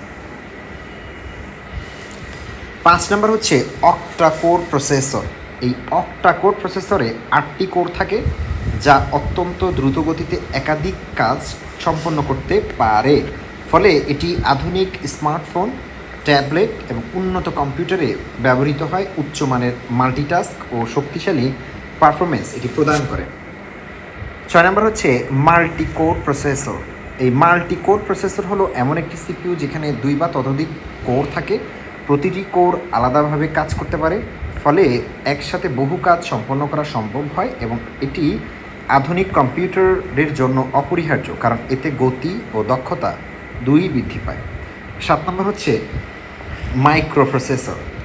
এই মাইক্রোপ্রসেসর হলো একটি একক ইন্টিগ্রেটেড সার্কিট যা সম্পূর্ণ সিপিইউ হিসেবে কাজ করে এবং এতে এলইউ, সিইউ, রেজিস্টার সহ সব অংশ থাকে। এটি ছোট আকারের হলেও অত্যন্ত শক্তিশালী এবং কম্পিউটার, মোবাইল ও অন্যান্য ডিজিটাল ডিভাইসে ব্যবহৃত হয় এটি। 8 নাম্বার হচ্ছে এমবেডেড প্রসেসর। এই এমবেডেড প্রসেসরটা এটি হচ্ছে বিশেষ ধরনের সিপিইউ যা নির্দিষ্ট কাজের জন্য তৈরি করা হয় এবং এটি বিভিন্ন ইলেকট্রনিক ডিভাইস যেমন ওয়াশিং মেশিন, মাইক্রো ওভেন, গাড়ি ইত্যাদিতে ব্যবহার করা হয়, ফলে এটি নির্দিষ্ট কাজ দ্রুত ও দক্ষতার সাথে সম্পন্ন করতে পারে। 9 নাম্বার হচ্ছে সার্ভার প্রসেসর। সার্ভার প্রসেসর হলো উচ্চ ক্ষমতা সম্পন্ন সিপিইউ যা বড় ডেটা সেন্টার ও সার্ভারে ব্যবহৃত এবং একসাথে অনেক ব্যবহারকারীর ডেটা প্রসেস করতে পারে, ফলে এটি অত্যন্ত শক্তিশালী, নির্ভরযোগ্য এবং দীর্ঘ সময় ধরে কাজ করতে সক্ষম। 10 নাম্বার হচ্ছে মোবাইল প্রসেসর। এই মোবাইল প্রসেসর স্মার্টফোন ও ট্যাবলেটের জন্য তৈরি একটি বিশেষ ধরনের সিপিইউ যা কম শক্তি ব্যবহার করে দ্রুত কাজ সম্পন্ন করতে পারে, ফলে এটি ব্যাটারি সাশ্রয়ী হয়। মোবাইল ডিভাইসে দীর্ঘ সময় এটি ব্যবহার উপযোগী হয়। এবং এখানে সিপিইউ এর কার্যাবলী সম্পর্কে আমরা একটু জানি। সিপিইউ এর কার্যাবলী 1 হচ্ছে ডেটা প্রক্রিয়াকরণ করা। সিপিইউ কম্পিউটারের ইনপুট ডিভাইস থেকে প্রাপ্ত ডেটা গ্রহণ করে সেটিকে বিশ্লেষণ ও প্রক্রিয়াকরণ করে প্রয়োজনীয় আউটলুক তৈরি করে, ফলে ব্যবহারকারী তার প্রয়োজনীয় ফলাফল পেতে পারে এবং কম্পিউটারের মূল কাজ সম্পন্ন হয়। এই প্রক্রিয়াটি খুব দ্রুত এবং ধারাবাহিকভাবে সম্পন্ন হয় যা পুরো সিস্টেমকে সচল রাখে। 2 নাম্বার হচ্ছে গাণিতিক কার্য সম্পাদন করা। সিপিইউ অ্যারিথমেটিক লজিক ইউনিট অংশ বিভিন্ন গাণিতিক কাজ যেমন হচ্ছে যোগ, বিয়োগ, গুণ, ভাগ ইত্যাদি কিন্তু সম্পন্ন করে এবং জটিল হিসাব দ্রুত সমাধান করে, ফলে বিজ্ঞান, প্রকৌশল ও ব্যবসায়িক কাজে কম্পিউটার ব্যবহারের মাধ্যমে নির্ভুল ফলাফল পাওয়া যায়। যৌক্তিক কার্য সম্পন্ন করা। সিপিইউ বিভিন্ন লজিক্যাল অপারেশন যেমন তুলনা করা, সিদ্ধান্ত নেওয়া, শর্ত যাচাই করা ইত্যাদি কাজ সম্পন্ন করে, ফলে প্রোগ্রাম সঠিকভাবে পরিচালিত হয়, ব্যবহারকারী নির্ভুল সিদ্ধান্ত ভিত্তিক আউটলুক পায়। তারপর হচ্ছে নির্দেশনা নিয়ন্ত্রণ করা। সিপিইউ প্রোগ্রামের নির্দেশনা অনুযায়ী কাজ পরিচালনা করা এবং কোনো কাজ কখন হবে তা নির্ধারণ করে, ফলে পুরো কম্পিউটার সিস্টেম সঠিকভাবে কাজ করে, প্রতিটি ধাপ নির্ভুলভাবে সম্পন্ন হয়। 5 নাম্বার হচ্ছে ডেটা স্থানান্তর নিয়ন্ত্রণ করা। সিপিইউ মেমোরি, ইনপুট ও আউটপুট ডিভাইসের মধ্যে ডেটা আদান প্রদান নিয়ন্ত্রণ করে, ফলে তথ্য সঠিকভাবে প্রবাহিত হয় এবং কোনো ডেটা হারিয়ে যায় না এবং ভুলভাবে ব্যবহৃত হয় না। 6 নাম্বার হচ্ছে মেমোরি ব্যবস্থাপনা করা। সিপিইউ প্রয়োজন অনুযায়ী মেমোরি ব্যবস্থাপনা করে এবং ডেটা কোথায় সংরক্ষণ হবে তা নিয়ন্ত্রণ করে, ফলে কম্পিউটারের মেমোরি কার্যকরভাবে ব্যবহৃত হয় এবং দ্রুত ডেটা অ্যাক্সেস করা যায়। 7 নাম্বার হচ্ছে আউটপুট প্রদান নিয়ন্ত্রণ করা। সিপিইউ প্রক্রিয়াকৃত তথ্য আউটপুট ডিভাইসে পাঠায় যাতে ব্যবহারকারীর ফলাফল দেখতে বা ব্যবহার করতে পারে, ফলে ইনপুট থেকে আউটপুট পর্যন্ত পুরো প্রক্রিয়া সম্পন্ন হয়। 8 নাম্বার হচ্ছে প্রোগ্রাম এক্সিকিউশন করা। সিপিইউ প্রোগ্রামের প্রতিটি নির্দেশনা ধাপে ধাপে সম্পন্ন করে এবং পুরো সফটওয়্যারকে চালনা করে, ফলে বিভিন্ন অ্যাপ্লিকেশন ও প্রোগ্রাম সঠিকভাবে কাজ করে। 9 নাম্বার হচ্ছে সময় ও কার্যক্রম সমন্বয় করা। সিপিইউ প্রতিটি কাজ নির্দিষ্ট সময় অনুযায়ী সম্পন্ন করে এবং বিভিন্ন অংশের মধ্যে সমন্বয় সাধন করে, ফলে কম্পিউটার দ্রুত ও নির্ভুলভাবে কাজ করতে পারে এবং কোনো কাজের মধ্যে সংঘর্ষ হয় না। 10 নম্বর হচ্ছে সিস্টেম নিয়ন্ত্রণ করা। সিপিইউ পুরো কম্পিউটার সিস্টেমের নিয়ন্ত্রণ কেন্দ্র হিসেবে কাজ করে এবং সকল হার্ডওয়্যার ও সফটওয়্যারের মধ্যে সমন্বয় বজায় রাখে, ফলে পুরো সিস্টেম সঠিকভাবে পরিচালিত হয় এবং কম্পিউটার কার্যকরভাবে কাজ করতে পারে। সিপিইউ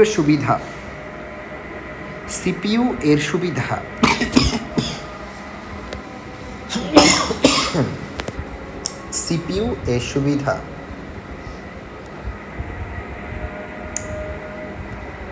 এক নম্বর হচ্ছে দ্রুত ডেটা প্রক্রিয়াকরণ করে সিপিইউ। ঠিক আছে, সিপিইউ অত্যন্ত দ্রুত গতিতে ডেটা প্রক্রিয়াকরণ করতে সক্ষম, ফলে অল্প সময়ের মধ্যে বড় বড় কাজ সম্পন্ন করা যায় এবং ব্যবহারকারী দ্রুত ফলাফল পায়, যা আধুনিক কম্পিউটারের কার্যক্ষমতা বৃদ্ধিকে গুরুত্বপূর্ণ ভূমিকা রাখে এবং কাজের গতি অনেকটা বাড়িয়ে দেয়। 2 নাম্বার হচ্ছে নির্ভুলতা নিশ্চিত করে। সিপিইউ খুবই নির্ভুলভাবে কাজ করে এবং এতে ভুল হওয়ার সম্ভাবনা খুব কম থাকে, ফলে গাণিতিক হিসাব, তথ্য বিশ্লেষণ এবং অন্যান্য গুরুত্বপূর্ণ কাজে সঠিক ফলাফল পাওয়া যায়, যা শিক্ষা, গবেষণা ও ব্যবসায়িক ক্ষেত্রে গুরুত্বপূর্ণ। মাল্টিটাস্কিং সুবিধা প্রদান করে, অর্থাৎ আধুনিক সিপিইউ একসাথে একাধিক কাজ পরিচালনা করতে পারে, ফলে ব্যবহারকারী একই সময়ে বিভিন্ন সফটওয়্যার ব্যবহার করতে পারে এবং কাজের গতি, দক্ষতা বৃদ্ধি পায়, যা সময় ও সাশ্রয়ে গুরুত্বপূর্ণ ভূমিকা রাখে। 4 নাম্বার হচ্ছে স্বয়ংক্রিয়ভাবে কাজ সম্পন্ন করে এই সিপিইউ হচ্ছে প্রোগ্রামের নির্দেশনা অনুযায়ী স্বয়ংক্রিয়ভাবে কাজ সম্পন্ন করে, ফলে ব্যবহারকারীকে প্রতিটি ধাপ নিজে নিয়ন্ত্রণ করতে হয় না।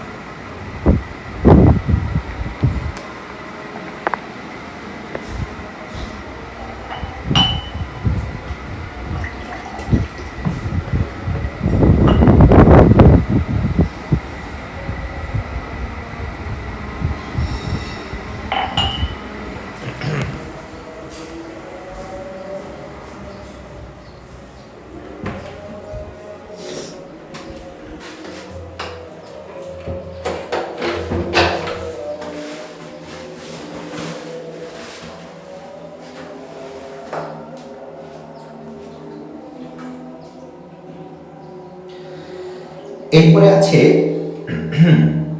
ব্যবহারকারীকে প্রতিটি ধাপ নিজে নিয়ন্ত্রণ করতে হয় না এবং কাজ সহজ ও দ্রুত সম্পন্ন হয়, যা কম্পিউটার ব্যবহারে সুবিধা বাড়ায়।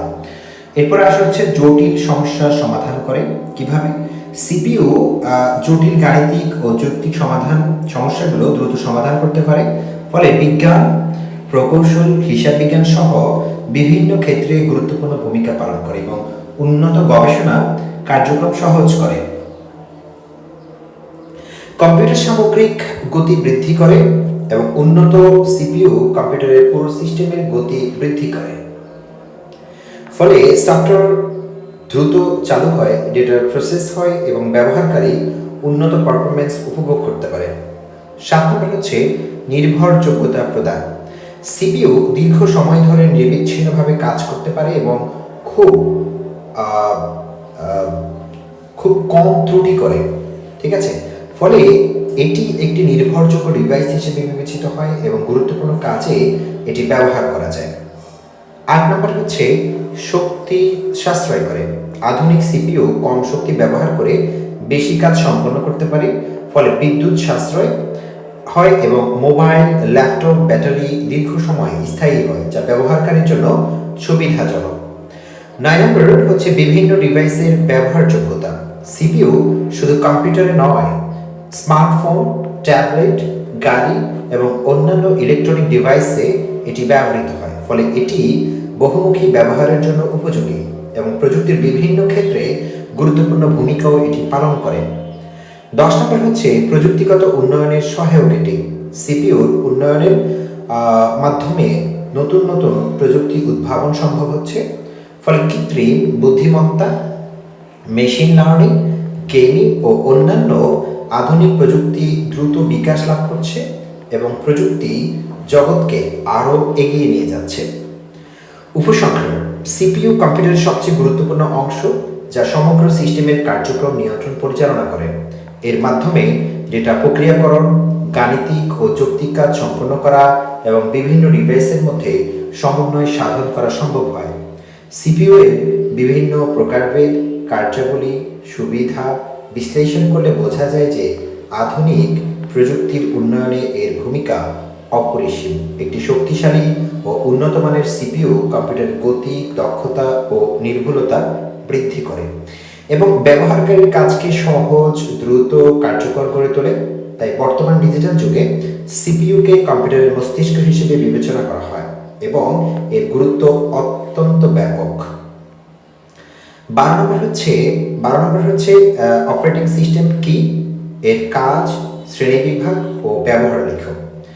কম্পিউটার একটি জটিল ইলেকট্রনিক যন্ত্র হলেও এটি সরাসরি ব্যবহার করা সম্ভব নয় যদি এর সাথে কোনো নিয়ন্ত্রণকারী সফটওয়্যার না থাকে। এই নিয়ন্ত্রণকারী সফটওয়্যারই হলো অপারেটিং সিস্টেম।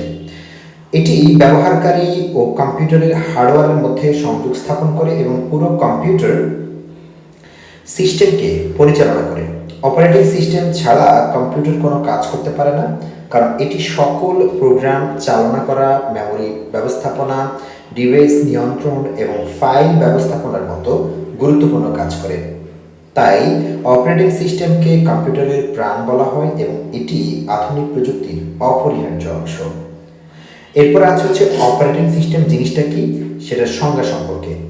অপারেটিং সিস্টেম হলো এমন একটি সিস্টেম সফটওয়্যার যা কম্পিউটারের হার্ডওয়্যার ও ব্যবহারকারীর মধ্যে সংযোগ স্থাপন করে এবং কম্পিউটারের সমস্ত কার্যক্রম নিয়ন্ত্রণ ও পরিচালনা করে।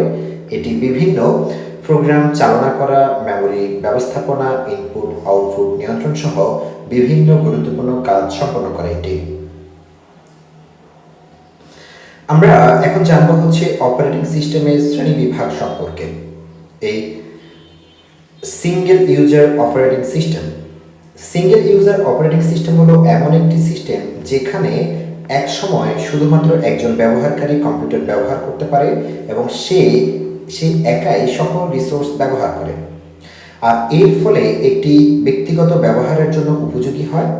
এবং যেমন ব্যক্তিগত কম্পিউটারে ব্যবহৃত অপারেটিং সিস্টেম, যেখানে একজন ব্যবহারকারী তার নিজস্ব কাজ যেমন টাইপিং, ব্রাউজিং, কম্পিউটার সফটওয়্যার ব্যবহার ইত্যাদি সহজভাবে সম্পন্ন করতে পারে। এতে সিস্টেম পরিচালনা তুলনামূলকভাবে সহজ হয়। 2 নম্বর হচ্ছে multi user operating system. Multi user operating system এমন একটি ব্যবস্থা যেখানে একাধিক ব্যবহারকারী একই সময়ে একটি কম্পিউটার বা সার্ভার ব্যবহার করতে পারে এবং প্রত্যেক ব্যবহারকারীর জন্য আলাদা আলাদা অ্যাকাউন্ট ও রিসোর্স বরাদ্দ থাকে। ফলে বড় প্রতিষ্ঠান, ব্যাংকিং বা শিক্ষা প্রতিষ্ঠানে এটি ব্যবহৃত এবং এতে রিসোর্স শেয়ারিং সহজ হয়। একাধিক ব্যবহারকারী একসাথে কাজ করতে পারে এখানে। এরপরে 3 নাম্বার হচ্ছে মাল্টিটাস্কিং অপারেটিং সিস্টেম। এই মাল্টিটাস্কিং অপারেটিং সিস্টেম একসাথে একাধিক কাজ সম্পন্ন করতে সক্ষম, ফলে ব্যবহারকারী একই সময়ে একাধিক সফটওয়্যার চালাতে পারে। যেমন একটি উইন্ডো টাইপিং করা এবং অন্য উইন্ডোতে ভিডিও দেখা, এতে কাজের গতি বৃদ্ধি পায় এবং সময় সাশ্রয় হয়, যা আধুনিক কম্পিউটার ব্যবস্থায় অত্যন্ত গুরুত্বপূর্ণ। এরপরে 4 নাম্বার হচ্ছে multi processing operating system. Multi processing operating system একাধিক প্রসেসর ব্যবহার করে একসাথে কাজ সম্পন্ন করে, ফলে এটি দ্রুত ডেটা প্রসেসিং নিশ্চিত করে এবং বড় ও জটিল কাজ যেমন বৈজ্ঞানিক গবেষণা, ডেটা বিশ্লেষণে ব্যবহৃত হয়। এতে সিস্টেমের কার্যক্ষমতা অনেক বৃদ্ধি পায়। 5 নাম্বার হচ্ছে real time operating system. Real time operating system নির্দিষ্ট সময়ের মধ্যে কাজ সম্পন্ন করতে সক্ষম এবং তাৎক্ষণিক ফলাফল প্রদান করে, ফলে এটি শিল্প, চিকিৎসা, সামরিক, বিমান নিয়ন্ত্রণ ব্যবস্থায় ব্যবহৃত হয়, যেখানে সময়ের নির্ভুলতা অত্যন্ত গুরুত্বপূর্ণ। সামান্য দেরিও বড় ক্ষতির কারণ হতে পারে। 6 নম্বর হচ্ছে ডিস্ট্রিবিউটেড অপারেটিং সিস্টেম। এই ডিস্ট্রিবিউটেড অপারেটিং সিস্টেম একাধিক কম্পিউটারকে সংযুক্ত করে এবং একটি একক সিস্টেম হিসেবে কাজ করতে সাহায্য করে, ফলে ডেটা ও প্রসেসিং বিভিন্ন কম্পিউটারে ভাগ হয়ে যায় এবং দ্রুত কাজ সম্পন্ন হয়। এতে বড় নেটওয়ার্কে কার্যক্ষমতা বৃদ্ধি পায় এবং রিসোর্স ব্যবস্থাপনা সহজ হয়। 7 নম্বর হচ্ছে নেটওয়ার্ক অপারেটিং সিস্টেম। এই নেটওয়ার্ক অপারেটিং সিস্টেম বিভিন্ন কম্পিউটারকে একটি নেটওয়ার্কের মাধ্যমে সংযুক্ত করে এবং ডেটা আদান প্রদান, ফাইল শেয়ারিং এবং রিসোর্স ব্যবস্থাপনা সহজ করে, ফলে এটি অফিস ও সার্ভার বড় প্রতিষ্ঠানে ব্যবহৃত হয় এবং নেটওয়ার্ক পরিচালনা সহজ করে তোলে। 8 নম্বর হচ্ছে এমবেডেড অপারেটিং সিস্টেম। এই এমবেডেড অপারেটিং সিস্টেম নির্দিষ্ট কাজের জন্য তৈরি করা হয় এবং এটি বিভিন্ন ইলেকট্রনিক ডিভাইস যেমন গাড়ি, ওয়াশিং মেশিন, মাইক্রো ওভেন ইত্যাদিতে ব্যবহৃত হয়, ফলে এটি নির্দিষ্ট কাজ দ্রুত ও নির্ভুলভাবে সম্পন্ন করতে পারে এবং কম শক্তি ব্যবহার করে কার্যকরভাবে কাজ করে। 9 নম্বর হচ্ছে মোবাইল অপারেটিং সিস্টেম। এই মোবাইল অপারেটিং সিস্টেম স্মার্টফোন ও ট্যাবলেটের জন্য তৈরি একটি বিশেষ ধরনের অপারেটিং সিস্টেম, যা টাচ স্ক্রিন, অ্যাপ ব্যবস্থাপনা, মোবাইল ডিভাইসের বিভিন্ন ফিচার সহজে ব্যবহার করতে সাহায্য করে, ফলে এটি ব্যবহারকারীর জন্য সহজ ও সুবিধাজনক হয়। 10 নম্বর হচ্ছে ব্যাচ প্রসেসিং অপারেটিং সিস্টেম। এই ব্যাচ প্রসেসিং অপারেটিং সিস্টেমে কাজগুলো একসাথে ব্যাচ আকারে সম্পন্ন করা হয়, ফলে ব্যবহারকারী সরাসরি প্রতিটি কাজ নিয়ন্ত্রণ করতে পারে না, বরং কাজগুলো ধারাবাহিকভাবে সম্পন্ন হয়। এটি বড় ডেটা প্রসেসিং ও পুনরাবৃত্তিমূলক কাজের জন্য ব্যবহৃত হয় এবং সময় সাশ্রয় করে। এরপর হচ্ছে অপারেটিং সিস্টেম। কম্পিউটার একটি অত্যন্ত গুরুত্বপূর্ণ সিস্টেম সফটওয়্যার, যা ব্যবহারকারী ও হার্ডওয়্যারের মধ্যে সংযোগ স্থাপন করে এবং পুরো কম্পিউটার সিস্টেমকে নিয়ন্ত্রণ ও পরিচালনা করে। এর মাধ্যমে প্রসেস ম্যানেজমেন্ট, মেমোরি ব্যবস্থাপনা, ফাইল ব্যবস্থাপনা, ডিভাইস নিয়ন্ত্রণ সহ বিভিন্ন গুরুত্বপূর্ণ কাজ সম্পন্ন হয়। অপারেটিং সিস্টেমের বিভিন্ন শ্রেণীবিভাগ ও ব্যবহার বিশ্লেষণ করে দেখা যায় যে আধুনিক ডিজিটাল যুগের প্রায় সব ক্ষেত্রেই এর ব্যবহার অপরিহার্য। তাই বলা যায় অপারেটিং সিস্টেম ছাড়া কম্পিউটার অচল এবং এটি তথ্য প্রযুক্তি ব্যবস্থার মূল ভিত্তি হিসেবে কাজ করে। 13 নম্বর হচ্ছে ওয়ার্ড প্রসেসিং এর শব্দ, প্যারাগ্রাফ, ডকুমেন্টস, হেডিং ও সাব হেডিং সম্পর্কে লেখা। ভূমিকা। প্রথমে ওয়ার্ড প্রসেসিং হলো কম্পিউটারের মাধ্যমে লেখা তৈরি, সম্পাদনা করা, সংরক্ষণ করা এবং প্রিন্ট করার একটি গুরুত্বপূর্ণ প্রক্রিয়া। আধুনিক তথ্য প্রযুক্তির যুগে এটি অফিস, শিক্ষা, গবেষণা এবং ব্যক্তিগত কাজে ব্যবহৃত হয়। ওয়ার্ড প্রসেসিং সফটওয়্যারের মাধ্যমে সহজেই বিভিন্ন ধরনের ডকুমেন্ট তৈরি করা যায়, যেখানে শব্দ, প্যারাগ্রাফ, হেডিং এবং সাব হেডিং সঠিকভাবে ব্যবহার করে একটি সুন্দর ও সুশৃঙ্খল লেখা তৈরি করা সম্ভব হয়। তাই এর প্রতিটি অংশ সম্পর্কে বিস্তারিত জানা অত্যন্ত গুরুত্বপূর্ণ। শব্দ। প্রথম হচ্ছে শব্দ। শব্দের ক্ষেত্রে হচ্ছে অর্থপূর্ণ শব্দ। শব্দ হলো অক্ষরগুলোর সমন্বয়ে গঠিত একটি অর্থপূর্ণ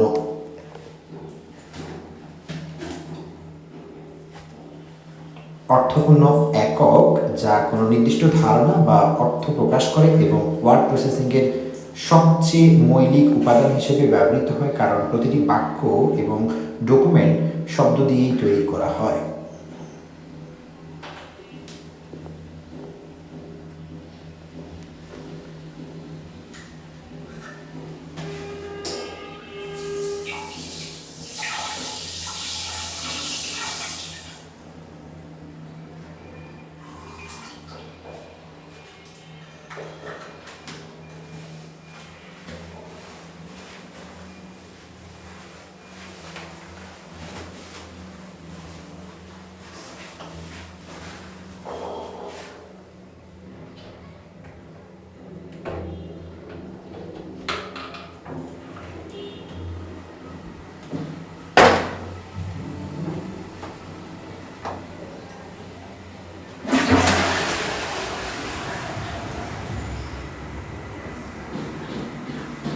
এরপরে আপনারা দেখতে পাচ্ছেন এখানে শব্দ সম্পর্কিত আছে।